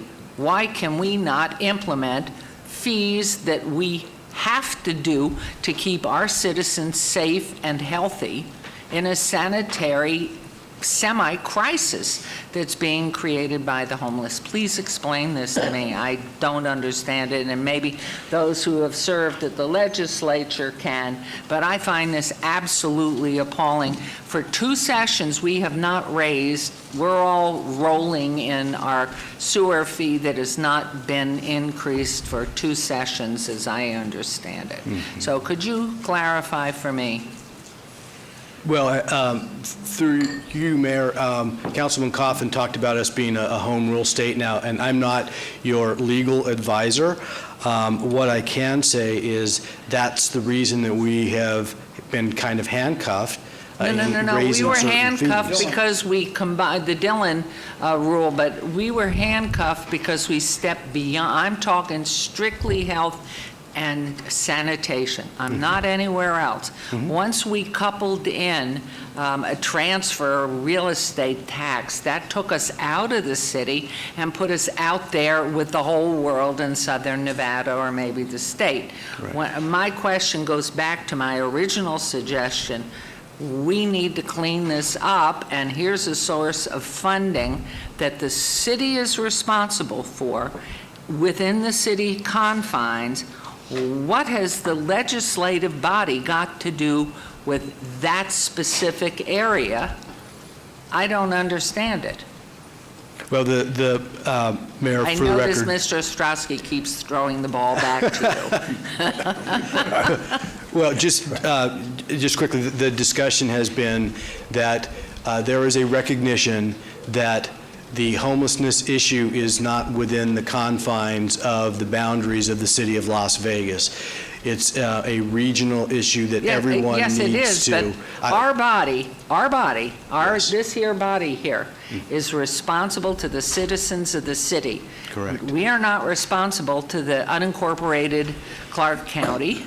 but we do have the jurisdiction of the city. So if we take out that added-on piece that put us out in the county, but just concentrate on health and sanitation, why are we, and maybe I defer to Councilman Coffin and Dylan's. There's more. Well, I mean, Obviously, Your Honor, you have the floor, but I will just say, yeah, we're at the mercy of the state legislature as far as Because? many things we can do. That's why we asked unanimously for the ability to literally fee or tax ourselves and fix our problem, because it's also Right. public safety. Well, It's that's enormous. another piece, but I'm just, Yeah. I'm talking sewer bill only. Yeah, Health and we're really sanitation. robbing all our budgets for this right now. Okay. Well, Mayor Bob Ostrowski, for the record. Yeah, I think it was very clear when we modified Dillon's rule in 2015, the legislature was very adamant about our ability to raise fees, and that is not allowing us to do that, or taxes. I think your question, I think, is geared towards, we're running a sewer system now, you are collecting fees, you are charging the citizens of the city to run a sewer. To what extent do you have the ability to modify internally those fees? I think the city attorney might want to look at that and advise you whether that violates the Dillon's rule or not. Clearly, we took the route of trying to go to the legislature to get authorization. You're suggesting there may be another avenue to do that? I'm reducing it back to where my suggestion originally was, rather than the expansiveness of a real estate encumbrance of a fee, transfer fee that takes in Southern Nevada. So I would like to ask staff, rather than belabor this, if you would, our legal department to look into this, that within the confines of the city on specific to sewer fee, specific to the sewer fee, which has to do with health and sanitation, which we have chosen here at the city not to increase that fee for a period of years. Why and could I get a response back through legal, through our city manager, specific to health, sanitation, and the sewer fee alone? So if you would do that. Mayor, do you want me to weigh in quickly on this, but we can come back with another item later? I would just rather have a report that is 100% fail-safe, where Okay. we can do exactly what we want in the city with sewer fees. And Mayor, if I might add, Mayor, doesn't the Constitution, when we were organized, when the city was organized, what was it in there that it said was our responsibility? The first two key things are health and safety. And so that, we should then, I think that gives us a right to do what we need to do for health and safety. Amen. And they might just use that when the lawyers talk to them. So, if you would, I just didn't want to take up more time. Yeah, and I'll try to- have a whole report, but I really am very adamant about this, and I just know that we're just sitting, waiting with this opportunity, and there is a way. And Councilman Coffin, I know you I can want- clarify something, Your Honor. There is an unwritten, it's not written, but it's intangible up there. There's a bias against the sewer fee in the minds of a couple of legislators, particularly those who represent part of North Las Vegas, because North Las Vegas improperly, illegally, in fact, took money from their sewer fund enterprise account and used it for their general fund. That happened for a long time. They were darn near bankrupt. Right. Consequently, it gave that a bad name, but I told legislators, It's not lock it up bad. any way you want, Right. so that we can't use it for general fund, that we only use it for the purposes that we had intended and have testified to. I don't know any other way about getting around that. I know them, they're friends, but they just have a very, very narrow focus on that. However, we have to keep driving. And I'm sorry, Mr. Olivas, Mr. Ostrowski, please go on with the rest of it. I've made my record. Thank you, Madam Thank you. Mayor. So these are the bills that we've talked about that our city attorney's office is looking at. A new one here is AB 533. That is a bill that was introduced yesterday, in fact. This was the big cannabis bill, and when I say big, it is truly big. It's a 256-page bill. It has provisions on a compliance board, an advisory commission, and does talk about consumption lounges. So we are working with the city attorney's office and business licensing and others to review this and see how it relates to what we have done and our ordinances that relate to that. Economic and urban development, these are some of the bills that they've been looking at. The first one relates to a revolving loan fund for food retailers and underserved communities. AB 385 relates to opportunities within the SNCC boundaries. Councilman Creer mentioned yesterday in briefings that was it confined to just the SNCC boundaries, and we found out that it is in and around, so it's not just the SNCC boundaries. And SB 465, which enables a redevelopment agency to forego school-related taxes from the increments, their revenue. It's enabling, so it doesn't require us to do anything. Education, these are items that YDSI and Lisa specifically is involved with. The first one is a $16 million appropriation, AB 322. SB 84 is grant awards for pre-K. There's education of homeless youth, which you talked about this morning. And then there's a request for $12 million for enrollment in pre-K education programs. This last one is the new public school funding bill. It's a rather large bill as well that is in Senate Finance. There's been a question about, okay, well, how do we pay for all this? Well, what this bill essentially says is it's the same revenue stream, just redistributed to various schools. It's very complex. It's a huge bill. We're trying to get a read on that and what the effects are with the city. Yes, Madam Mayor. If I might, is this in relation to education of students only? Is it in relation to salaries of faculty and staff? Or is it in relation to school construction? I believe it is all of that, but I will verify and get back with you. I think that this is the bill to do all of the school funding. Bob, unless you know something different? Yeah, for the record, Bob Ostrowski, I think the majority of the bill is focused towards replacing the distributive school fund, which is a per pupil funding. There is a lot of questions about whether that can be used for construction, maintenance, special needs, and that just has not been vetted yet.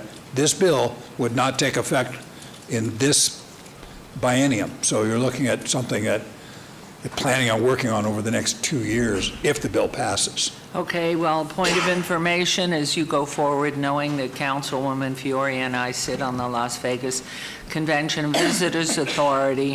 In 1995, out of the room tax monies coming in to the state of the entire pie of funding, there was no money allocated to education, be that at higher education level or K-12.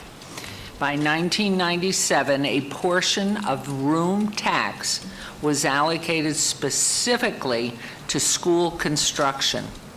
What was added about 4 years ago was hardware of technology as a piece of facilities that could be incorporated into that funding. 2 years ago, 39 cents of every room tax dollar that comes into the state of Nevada was allocated to school construction. I wonder why is construction funding, and we don't have a say in this, correct? This is not our bill, or we're not involved in it other than Dr. Morris Hibbler's preschool or safe key issues, correct?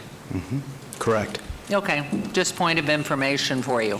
But 2 years ago, 39 cents of every room tax dollar was set for the hardcore facility construction and hard technology.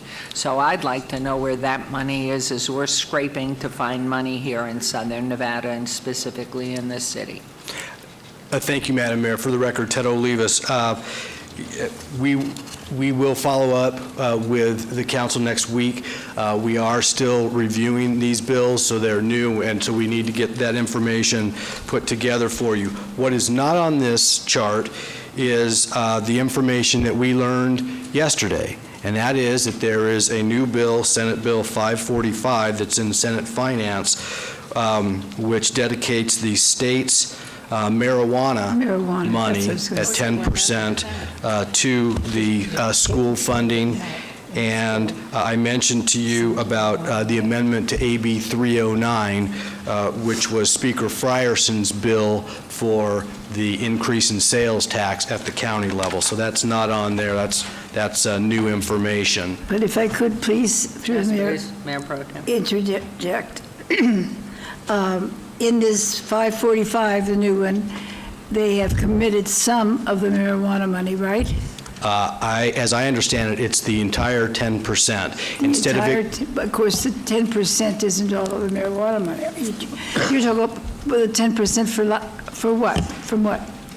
It's, the state gets 10% across the state of all the marijuana sales. Oh, I see, okay. Yes. And all of that will go then, the 10% of the marijuana sales will go to the public schools? That's correct. And I do believe, I can't remember which one, but there's something in there that you cannot, it doesn't go to salaries, or it doesn't go to something like that. Are you familiar with that?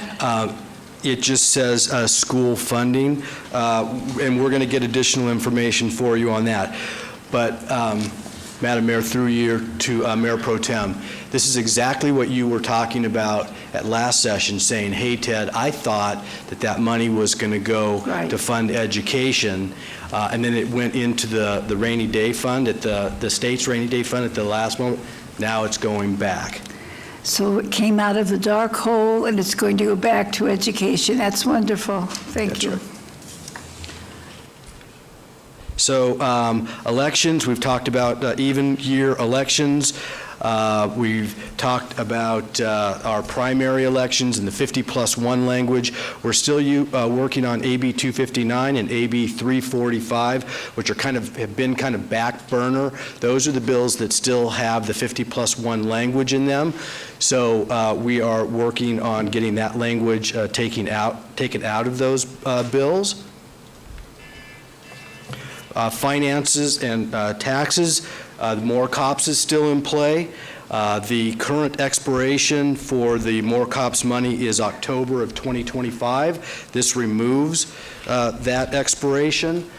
We've talked about collective bargaining and the ending fund balance. This reduces the ending fund balance that's not subject to collective bargaining. Yesterday, I reported that I believe that the number that was changed was 20% down to 16.67. I was incorrect. The number is 25% ending fund balance has now changed to 16.67. So I wanted to clarify that for you, because yesterday I told you that I thought it was 20%. Could I just interject another question? Weren't we for the 50+1? For the record, Ted Olivas, through you, Mayor, Mayor Pro Tem, no. This was a provision that says if you win the primary election with 50+1 percentage, it's done, right? The election is done. This language would say, despite someone getting 50+1, we're still going to take the two top candidates and into the general election. So we want that taken out of those two bills. I see, you want it taken out. Yes, ma'am. Yes, ma'am. And then SJR 14 is a constitutional amendment changing the methodology for property taxes, and that requires approval by this legislature. This was approved at the 2017 session. It needs to be approved by the 19 session, and then a ballot question in 2000. So SB 419, as I've reported, is the bill that defines the methodology by which this process works. Homelessness and affordable housing, in addition to what we already discussed about our bill, AB 174. This was a bill from Assemblyman Tyrone Thompson we talked about this morning. This creates the Interagency Advisory Council on Homelessness to Housing. SB 104 is a low-income housing database. And finally, transferable tax credits in the amount of $10 million in SB 448, and Community Services has been involved in those bills. HR, there's some bills related, and these are bills that we've talked about at each of our briefings: vocational rehab, industrial insurance. The second one, AB 492, is adding PTSD, post-traumatic stress disorder, into the statutes. SB 215, which deals with various occupational diseases and cancer, and they're expanding that. We're trying to get that reduced back some. And 381, which is just expanding access to physicians. Bob and others have been working closely on these with HR to minimize the fiscal impacts on expanding these benefits. And then we still have some public records bills out there. The first one is a bill from Assemblyman Daley, which is now, we think, may turn into an interim working group.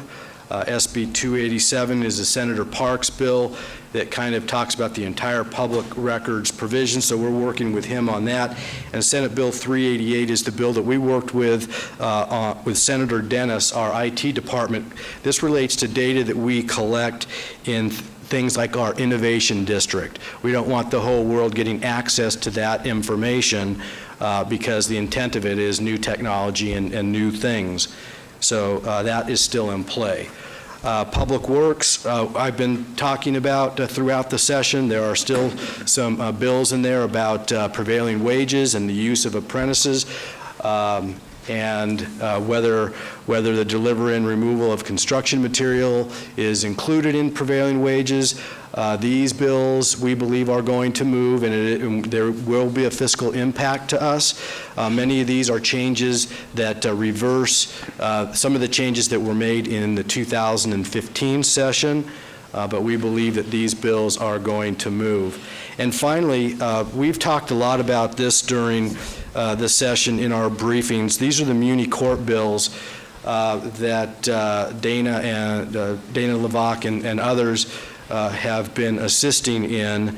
All of these bills collectively had a very large fiscal note from us, and was a big concern for us. We are hopeful that the changes that we've made on these bills have eliminated or greatly reduced that fiscal note. I believe at one point I mentioned to you that it was about $15 million, so it was a huge concern for us. We believe that those bills are headed in the right direction, and we remain engaged in that. So that concludes our presentation. This, of course, is not all of the bills that we're monitoring. This is crunch time up there. So the last 3 weeks are going to be really busy. There's a lot of bills still in play, and we'll be giving weekly updates as we have in the past. Thank you both very, very much. Councilman Creer? Thank you, Madam Mayor. I just want to just get something on the record for, with AB 385, you and I spoke about expanding the boundaries of that SNCC boundaries, and I just wanted to be clear that the language states that it is surrounding areas as well, correct? That's correct. Okay, That's great. correct. I think that's vitally important, and I want to thank Assemblywoman Swink for pointing that out for her due diligence in expanding it into the historic West Side, which I think was the intention of the bill by Assemblyman McCurdy. And I also want to thank Assemblyman McCurdy for leading this charge and heading this up, because I think it's vitally needed within our community. So thank you. Could you get us a copy of the SNCC boundaries? Yes. Aye, thank you. Yes. Do you want me to make comment, Devin? Do you want me to make comment? Madam Mayor, if we may, one of the reasons that we wanted Bob to be here was to also just give you a quick, here's the lay of the land about what's happening in the halls at the legislature and how he sees the next 3 weeks playing out. We have a few moments for that? Sure. Thank you. Very quickly, Mayor and council members, Bob Ostrowski. After today, we have 19 days left. Going through these bills, it sounds like they haven't achieved anything yet. All of these are in play. Many of these bills we just talked about are still in their house of origin. Many are in finance and ways and means. Mr. Coffin can tell you they're there for a reason. They're either there never to be seen again, or they're there because they have a fiscal note, and there's money attached to them. All of those bills that have fiscal notes will be heard next week. They'll all come up. The problem is, for example, on the marijuana tax, the 10% that they're proposing now to move into the DSA, it's been spent about 4 or 5 times. Many of these bills relied upon that revenue to achieve a policy goal. So a lot of things will fall by the wayside, or they'll become authorized in policy and they won't be funded. So it's always a difficult time in the legislature, because once they decide on these individual bills, then they have got to spend the following week trying to close out the school budgets. I mean, everyone knows, and Mr. Coffin will tell you, the legislature really has one job, and that is to create a budget, pass it, and move it to the governor's office for signature, and it has to be balanced. All the other policy issues which are out there and being addressed, some of them related to school funding, some related just to general business issues in the community, are all being processed at the same time. Because the marijuana money moved, it doesn't, and if they approve that, still doesn't solve the school funding problem. The governor has made a commitment to raise teachers' salaries. He's serious about that. He expects the legislature to deliver on that. The problem is when you move money around, it creates a hole in an existing budget now. There's just so many dollars to go around without raising revenue, and the governor's committed not to support a tax increase.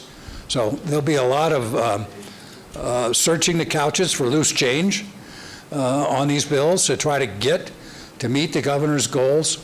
How the interplay between that and what the sales tax authority that they would like to give the county commission, the question is that going to raise new money?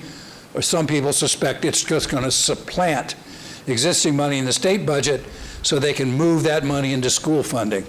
All that needs to be flushed out in a hearing or hearings that are about to happen. So there's a lot of things in flux. There's a lot of competing interests. The governor's interest is paramount, I believe, because the governor sets the budget. The governor set the tone at his address to the legislature, and I believe they will try to achieve his goals. Unfortunately, the pie is only so large because it's set by the Economic Forum. Something's got to give along the way. I can't tell you what that is yet, but it'll be interesting to watch. Those decisions are made, and they're tough decisions. And it's very, very sad because it's funding. And with the allocation of $5,700 per pupil in Clark County, when you take 180 days and divide that, and 6.5 hours divided by that, you are giving $5.34 per hour per student to learn and become a productive citizen. It is appalling. And to have the governor, who has made a commitment of 3% or 3.5% increase to salaries for faculty and not be able to deliver on that. You can't get a babysitter for $5.34. And no wonder our children are not being educated down here for the fact that the dollars to which Mr. Ostrowski has just referred, they're going to borrow from Peter to pay Paul, and it is appalling. It is simply appalling. I don't know what they're going to do, but $5.34 per hour per student hour in Clark County. You can't educate a child for that. Terrible. Thank you. Good luck to you, and may you enjoy the remaining 19 days. By the way, Your Honor, may I Yeah. say something complimentary to you? Thank you for being so passionate about this, because you have equal experience. I may have served a long time in Carson City, but you've had 8 solid years here, and you've seen how it really rubber meets the road. And Councilwoman Fiore wasn't mentioned by Bobby O, but Councilman Fiore served there 4 years, so she knows the drill as well. And I was just checking the Constitution. I'm retiring after 8 years here. The Constitution says I could still serve 8 more years in the Assembly. Well, let's send you right Since back I only served there. 4 years, Go. maybe I'll go. You should go. You got my vote. I don't know if I've got the And energy. this is your 200th straight meeting without having missed a meeting? Yes, ma'am. 200 straight meetings. Yay for our Councilman Bob Coffin, who needs a haircut, by the way. I sit beside him and I can see. Okay, we are going to move on. I was going to take a recess, but I think we can move the next, not yet. Okay, we are going on for 49 through 53, which I'm going to read. Next, we're going to hear these numbers, and although we're hearing these items together, after the presentation and discussion, we will take each motion separately, and I'll read them before we begin. But of course, we have our wonderful Kathy Thomas Gibson back. And we have a visitor. Oh, how are you? It's so nice to see you. It's so nice, Terry. How wonderful. And, I'll get, do you want to speak first? Yes, we'll do the presentation. Okay, awesome. Thank you. Good morning, Mayor and Council. Kathy Thomas Gibson, Director for the Office of Community Services, and I'm here with Terry Janison, who chairs your CDRB board. So we're going to do a brief presentation. And our CDR is? I'm sorry, the Community Development Recommending Board that you appoint to oversee the federal funding and allocate those dollars that come into our community. So agenda items 49, 50, 51, 52, and 53 are all related to our annual federal funding, and we are required by HUD to come to you publicly and discuss how these dollars are being allocated. And these are going to our not-for-profit partners who provide services all over the city. We are a formula grantee, meaning we get a relatively set amount of community development block grant dollars, emergency solutions grant, housing opportunities for people with AIDS, and home grants. Yes. And we do a wide range of community development activities. And in order to continue to receive this funding, we're required to submit an annual action plan, which is item 49 on your agenda. This action plan establishes our priorities for the upcoming years and strategies around public facilities, affordable housing, infrastructure, and public service programs. And we just completed our public comment period for the general public to provide feedback to us. And it's available on the city's website for anyone who would like to review that plan. I'm going to skip this in interest of time so that I can get straight to Terry Janison. And it's going to document activities in each of these following areas. And at this time, I'd like to introduce Terry Janison, the chair of the Community Development Recommending Board. Do you want me to click for you? I would love that. Thank you so much. Good Welcome. afternoon. Thank you so very much. It's so nice to see all of you, and I have to tell you, I've been with you all morning.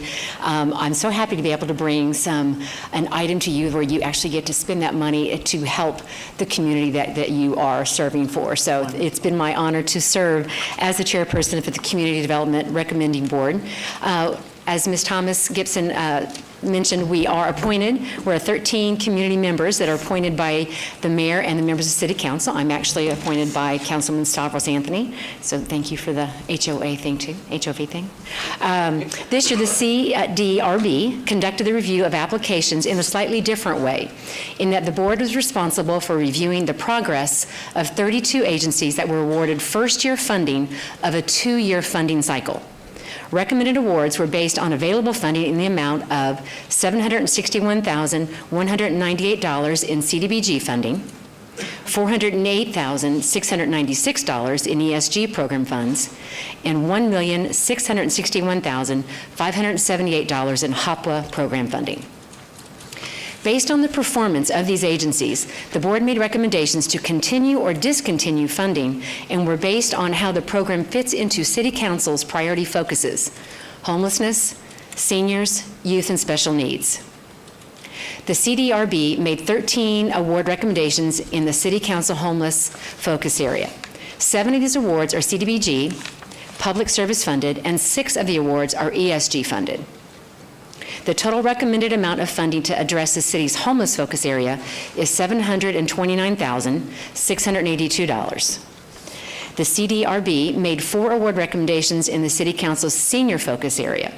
All 4 awards are CDBG, public service funded. The total recommended amount of funding to address the city's seniors focus area is $160,227. The CDRB made 6 award recommendations in the City Council's youth early childhood focus area. Each of the 6 awards are CDBG, public service funded. The total recommended amount of funding to address the youth early childhood focus area is $166,192. And lastly, the CDRB made 10 award recommendations in the City Council's special needs focus area. 3 of these are CDBG, public service funded, and 7 of the awards are HOPWA funded.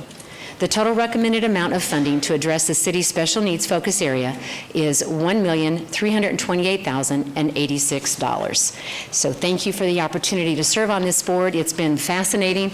I will speak, I think, on behalf of the entire committee in that we really appreciated the 2-year funding cycle that was new this year, and we believe it worked out very, very well. Then highly recommend that continue. I mean, because I really do think it's made a difference that time a lot. But thank Absolutely. you for your service, Mrs. Janison, and for your family's impact on our community. It's been wonderful. Thank you. So, Ms. Thomas Gibson, do you want me to read these? How would you like to proceed? Yes, that would be fine.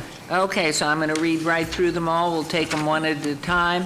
And anything to add? Okay, I was asking Ms. Duddleston down there.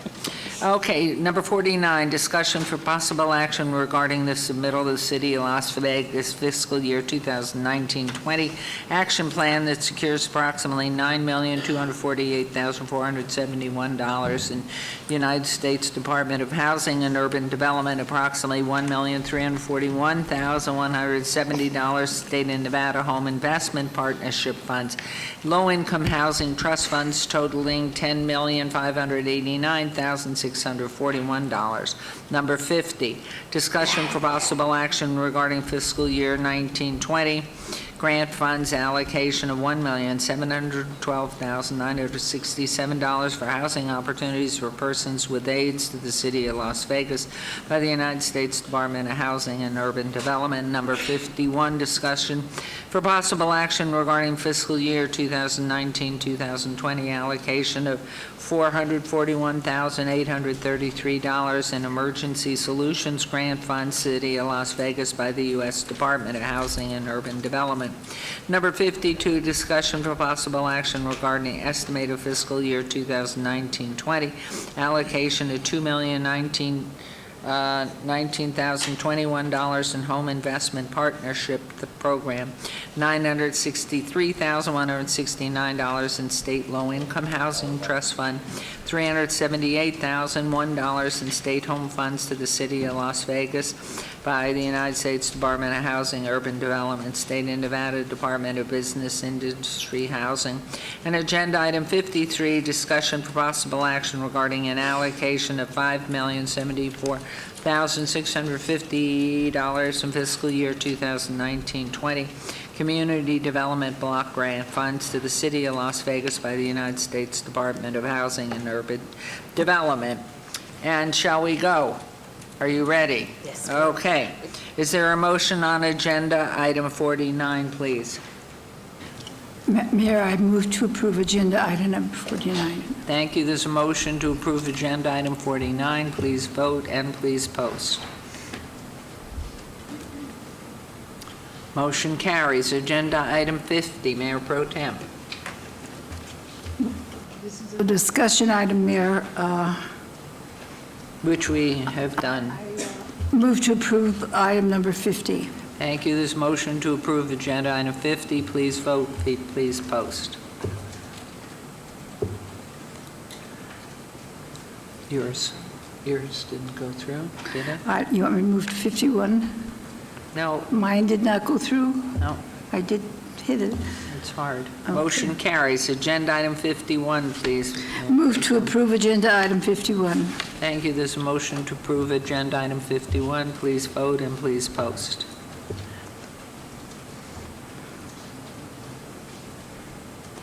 Motion carries. Agenda item 52. Move to approve agenda item 52. Thank you. There's a motion to approve agenda item 52. Please vote and please post.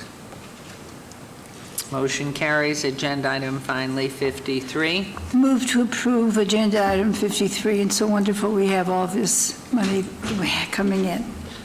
There's a motion to approve agenda item 53. Please vote and please post.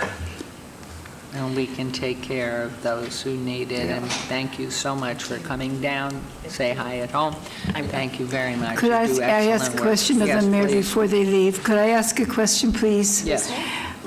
Do you have anything to do with the homes that HUD operates relating to seniors? I'm sorry, Mayor Pro Tem, through the mayor, can you repeat the question? I'm sorry, I'm having a little throat problem here. Do you have anything to do with the senior homes that are operated through HUD, that HUD operates? Kathy Thomas Gibson, Director for the Office of Community Services. Mayor Pro Tem, we do not oversee those projects, but we do try to respond to constituent calls when we receive them if they have issues. I see.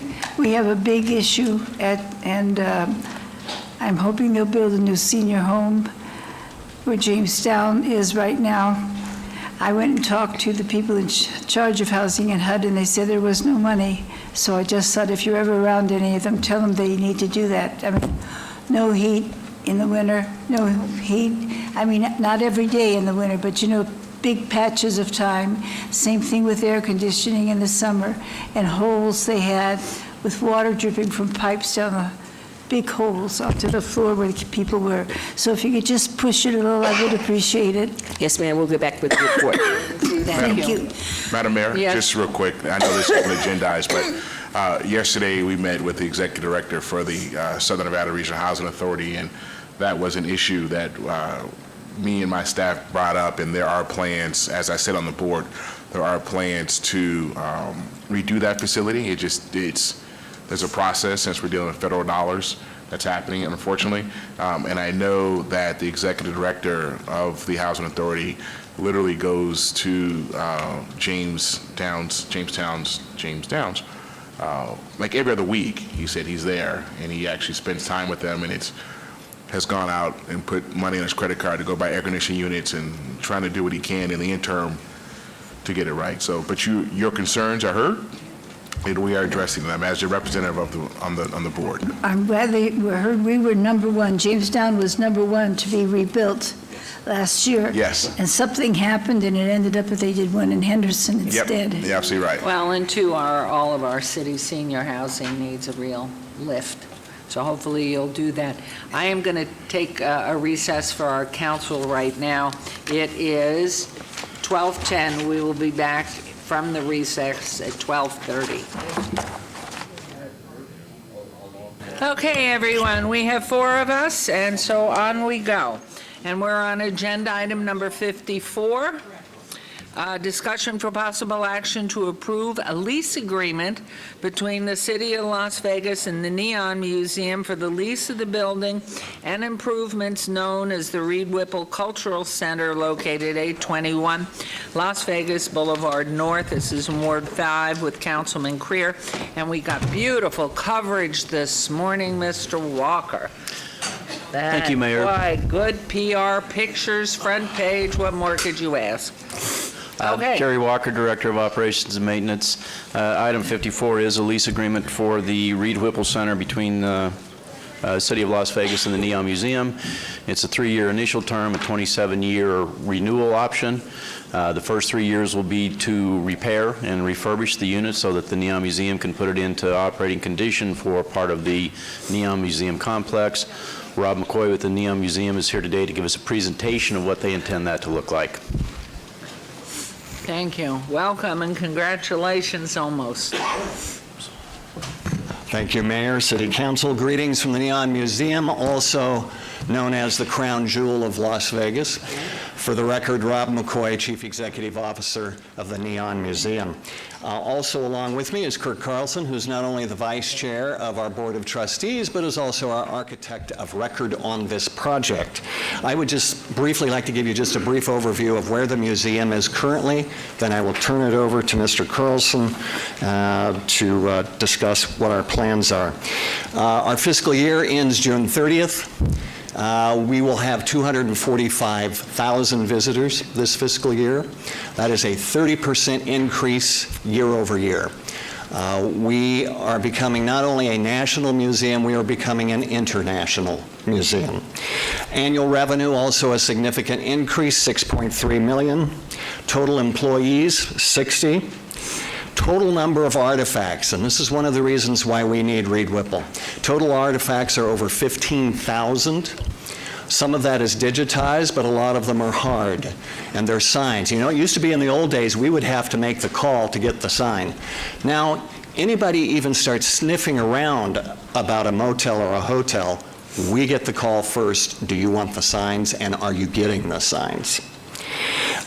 Total economic impact to the city of Las Vegas, specifically downtown Las Vegas, $7.2 million. We're currently in accreditation with the American Association of Museums. That is a big deal.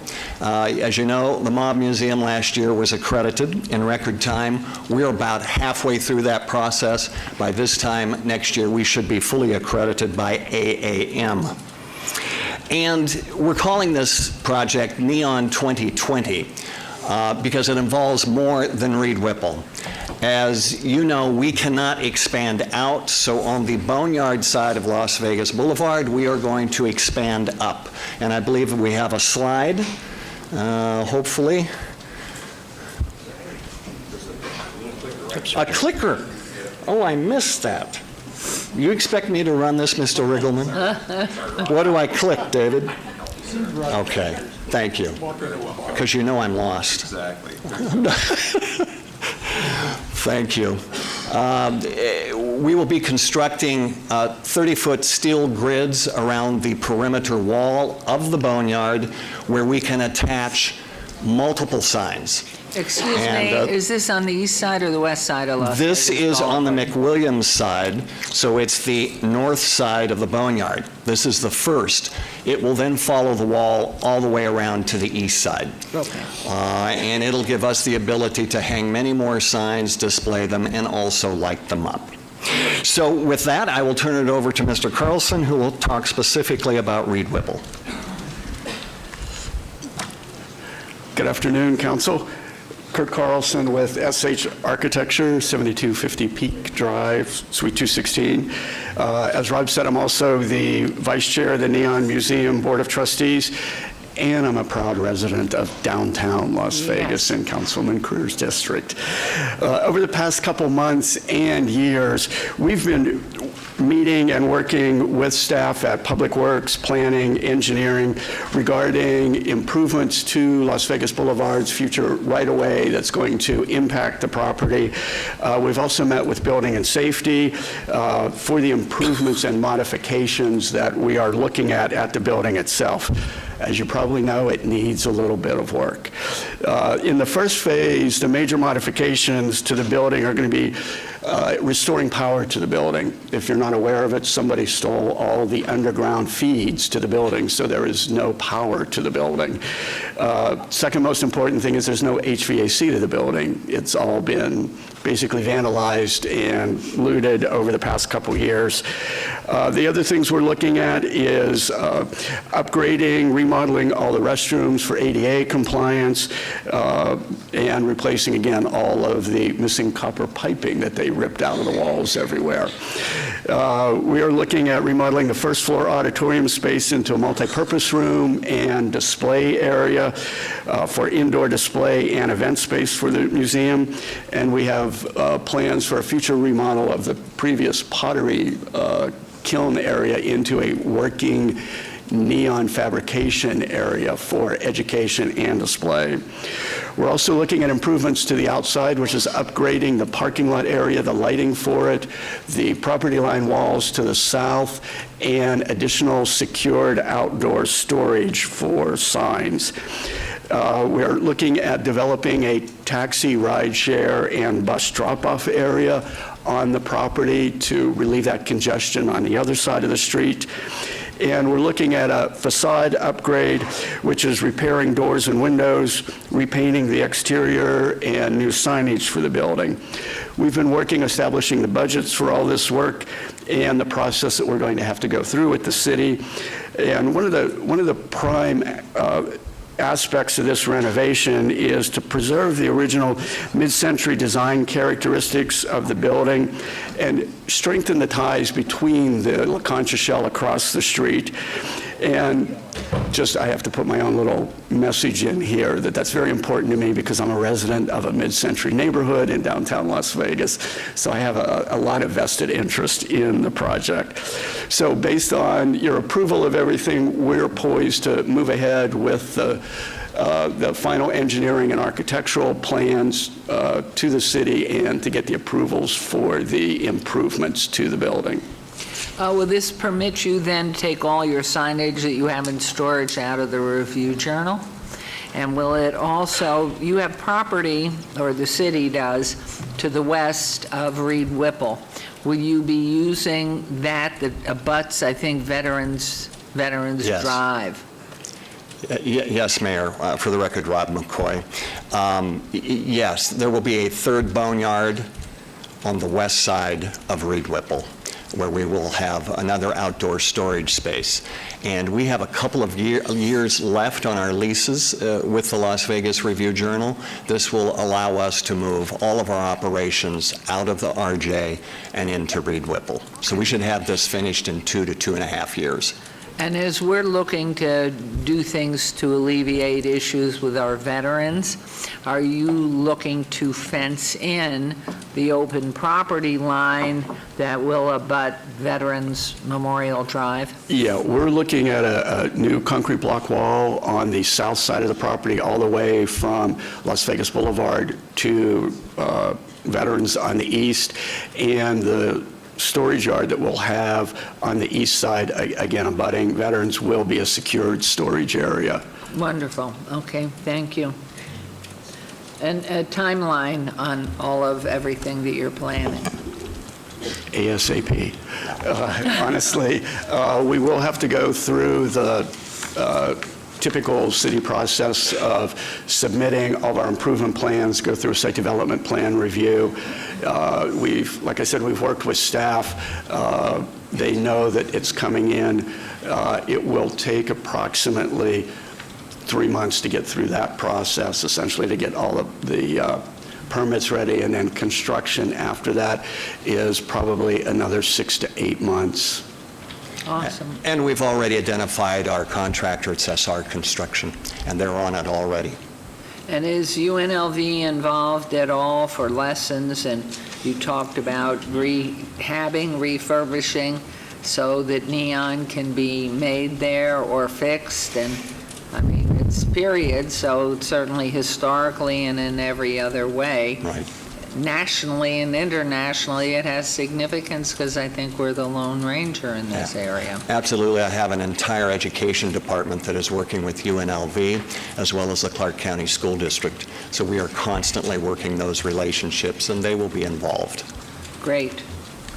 Comments, questions, Councilwoman, Mayor Pro I Tem? just wanted to say that early on, when you had really nothing at the Neon Museum Group and was just trying to raise funds and had little things where you came and listened to people and had a few little snacks, and you had hardly anything, that wasn't that long ago when you look at it. I mean, it was probably maybe 12, 13 years ago. I remember how you started out and how passionate everybody was about it. And now when you look at what you've achieved, that USA Today article is wonderful. And, you know, getting all that national publicity and how good you are, and be sure and visit you when you come to Las Vegas. I just think accolades should go to all of you and to those who have worked so hard, because you have really done a job in the last 10 years or so. Thank you, Councilwoman. And I just might add, this is sort of a perfect deal architecturally. Reed Whipple Center and the La Concha lobby were built almost at the exact same time, so it's the same era. So it's great to have that representation on both sides of Las Vegas Boulevard.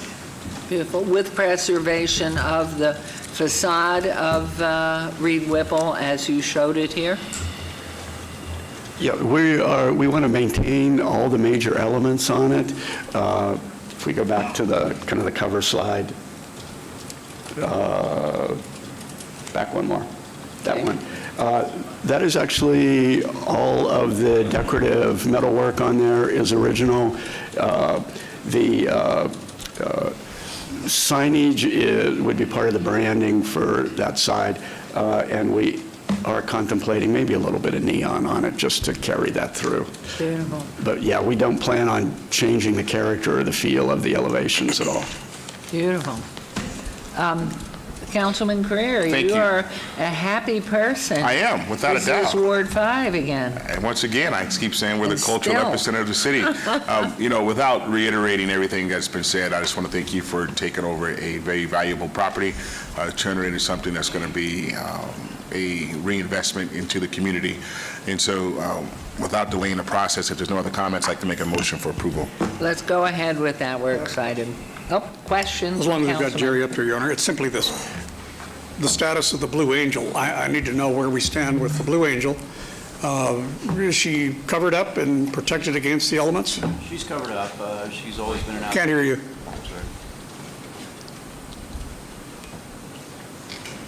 She's covered up. She's always been an outdoor statue, but she's well protected. We put her in the safest spot we had. The RFP will go out on the 1st of June. We expect to have a bid award by mid-July. We hope to have it to the vendor that will refurbish her in August, and I'm shooting to have her stood in the 5 points by the end of the calendar year. Can I ask you also, in those other points, those other parts from the other entrance to the Blue Angel Motel, we have those in the yard somewhere. I was just talking about that with Mr. McCoy. The agreement with the Blue Angel, with the Bartzis Group, they wanted us to maintain control of it, so we will stand the Blue Angel and the Crescent Moon sign in the 5 points. The other 4 signs that I went back and got a year later, there are no such restrictions. The Paradise sign is a very lovely sign, and I've offered that if they're interested, that we don't have any future plans for them. Well, we can at least hold them, protect them if we've got the space. We can hold them, or we could And consider... maybe they could be taken over there to the pros. Once they have more space, then maybe that's an option too. Okay, thank you. Okay, Councilman Creer. Yes, motion's got it. Table. Okay, there's a motion to approve the lease agreement. Please vote and please post. Congratulations, we're so excited. Thank you, Mayor. Wonderful. And could I have just a personal moment, please? Because I won't have a chance to do this publicly, because the gentleman on the left of you is going to be gone here shortly.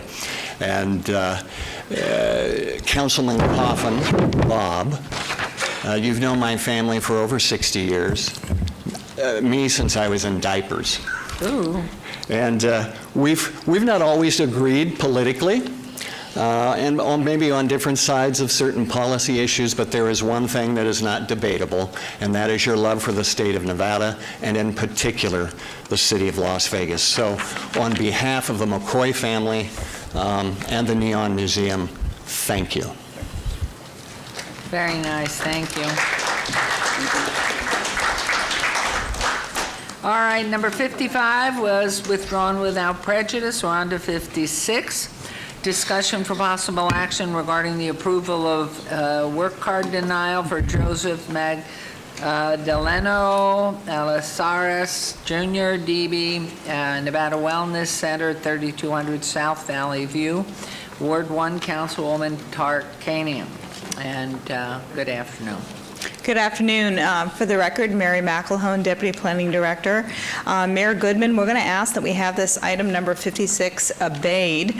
Unfortunately, this morning, our applicant who was here, or to be here for the work card appeal, appeared at the Las Vegas Chamber of Commerce this morning, and by the time we found him, we only had 3 items left to go. So Frank Hawkins, who is the owner of Nevada Wellness Center, who is in support, has asked that we obey this until June 5th. Okay, so that's your motion, Mayor Pro Tem? So I'd like to obey this item until June 6th, was it? I believe it's the 5th, the next city council meeting. June 5th. I move to obey this item until the next city council meeting. June 5th, so please vote and please post. Motion carries. Thank you very much. Let's move on to agenda item 57, boards and commissions.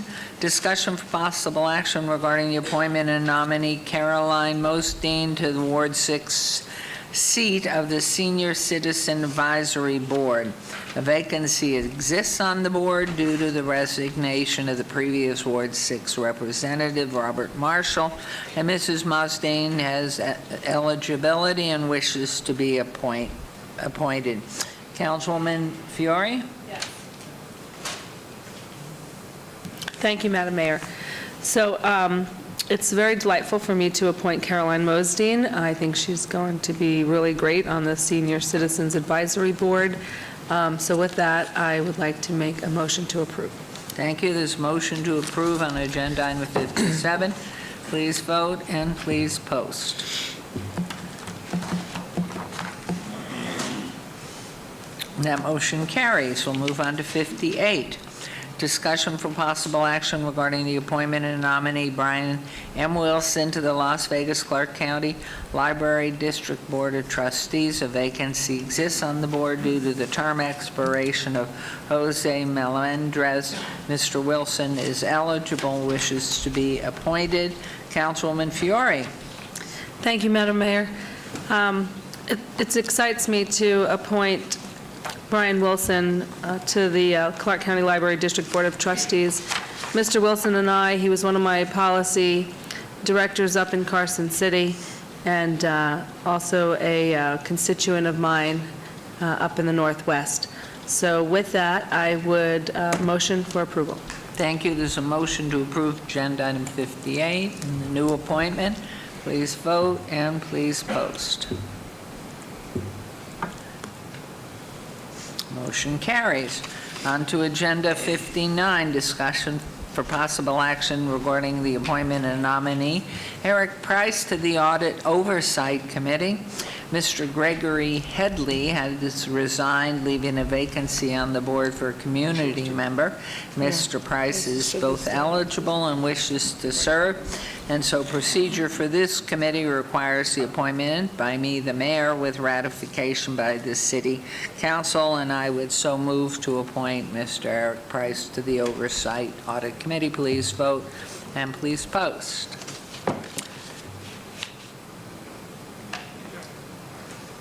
And that motion carries. Thank you very much.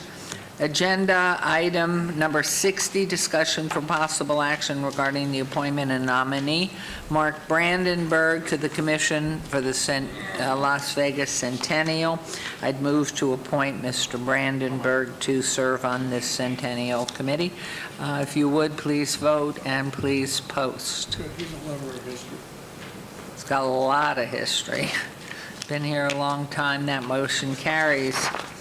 And finally, number 61, for possible action regarding the reappointment of Mayor Caroline Goodman to the Las Vegas Convention and Visitors Authority. Normally, this item would be handled after a general election. However, the Las Vegas Convention and Visitors Authority asked the city to make their appointments to the board early this year before because they fear losing a quorum for July. May I have a motion? Your Honor, I'll move to reappoint you to the Las Vegas Convention and Visitors Authority. Watch the spending, will you, please? I will. Thank you. I will, and I do. So please vote and please post.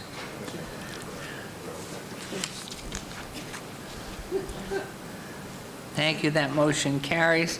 Agenda item 62, discussion for possible action regarding the temporary appointment of nominee Gus Flangus to Ward 2 seat on the Planning Commission. This item allows for the temporary appointment of a city resident to Ward 2 seat on the Planning Commission. Mr. Flangus brings years of experience as he previously served on the commission from 2009 to 2017. After Ward 2 council vacancy is filled through the special election July 11th, 2019, the incoming Ward 2 council member will make their terminus appointment. So I would move to appoint interimly Gus Flangus to this role. Thank you. Please vote and please post. And that motion carries. So now we're moving on to agenda item 63, recommending committee bills eligible for adoption at this meeting. Bill 2019-13. Councilman Anthony, would you like the bill read? Yes, Mayor. Bill number 2019-13, an ordinance concerning the City of Las Vegas, Nevada Special Improvement District number 1485, Alta Drive Landscape Maintenance FY 2020, providing for the payment of the costs and expenses of maintaining street beautification improvements, assessing the cost of maintenance against the accessible lots, tracts, and parcels of land benefited by said maintenance, ratifying, approving, and confirming all action previously taken, prescribing details in connection therewith. Move for approval. Thank you. This motion to approve agenda item 63, please vote and please post. Motion carries. Agenda item 64, bill number 2019-14. Councilman Anthony, would you like the bill read? Yes. Bill number 2019-14, an ordinance concerning the City of Las Vegas, Nevada Special Improvement District number 1516, Fremont Street Maintenance District FY 2020, Las Vegas Boulevard to 8th Street, providing for the payment of the costs and expenses of a neighborhood improvement project, assessing the cost of the project against the accessible lots, tracts, and parcels of land benefited by said improvements, ratifying, approving, and confirming all action previously taken, prescribing details in connection therewith. Move for approval. Thank you. There's a motion on agenda item 64. Please vote. Please post. Madam Mayor, through you, could I ask, recommending committee, did you have information on the cost of 63, the maintenance district? I mean, usually each year they tell us the cost. I haven't had any complaints, so it couldn't have gone up very much if it did. All right, thank you. Okay, thank you. Now we'll move on to agenda item 65, which is new bills. Items number 65 and 67, bills number 2019-15, 2019-17 will be heard at recommending committee Monday, June 3rd. Item number 66, bill number 2019-16 will be heard June 17th, recommending committee meeting. City Attorney, would you please read the new bills? Yes, Mayor. Bill number 2019-15, an ordinance to amend LVMC Section 16.16.30 and LVMC Chapter 9.28 to authorize the city to treat certain fireworks-related violations as civil violations subject to a civil penalty rather than proceeding by means of a misdemeanor prosecution and to provide for other related matters. Bill number 2019-16, an ordinance to amend LVMC Section 6.40.150 to increase the number of slot machines that can be operated at certain tavern locations within the city and to provide for other related matters. Bill number 2019-17, an ordinance of the City Council of the City of Las Vegas, Nevada, authorizing the issuance of its City of Las Vegas, Nevada general obligation, limited tax, various purpose refunding bonds, additionally secured by pledge of revenues, Series 2019C, for the purpose of refunding certain outstanding bonds, providing the form, terms, and conditions of the bonds and the security therefor, and other details in connection therewith, providing other matters relating thereto, and providing the effective date hereof. Thank you very much. New bills, number 2019-15 and 2019-17, are assigned to the June 3rd, 2019 recommending committee members, Councilman Anthony Coffin and Councilwoman Fiore. New bills, a new bill, 2019-16, is assigned to the June 17th, 2019, same recommending committee members, and if any so designated or unable to attend, the clerk's office will coordinate finding substitute as necessary at my direction. Thank you.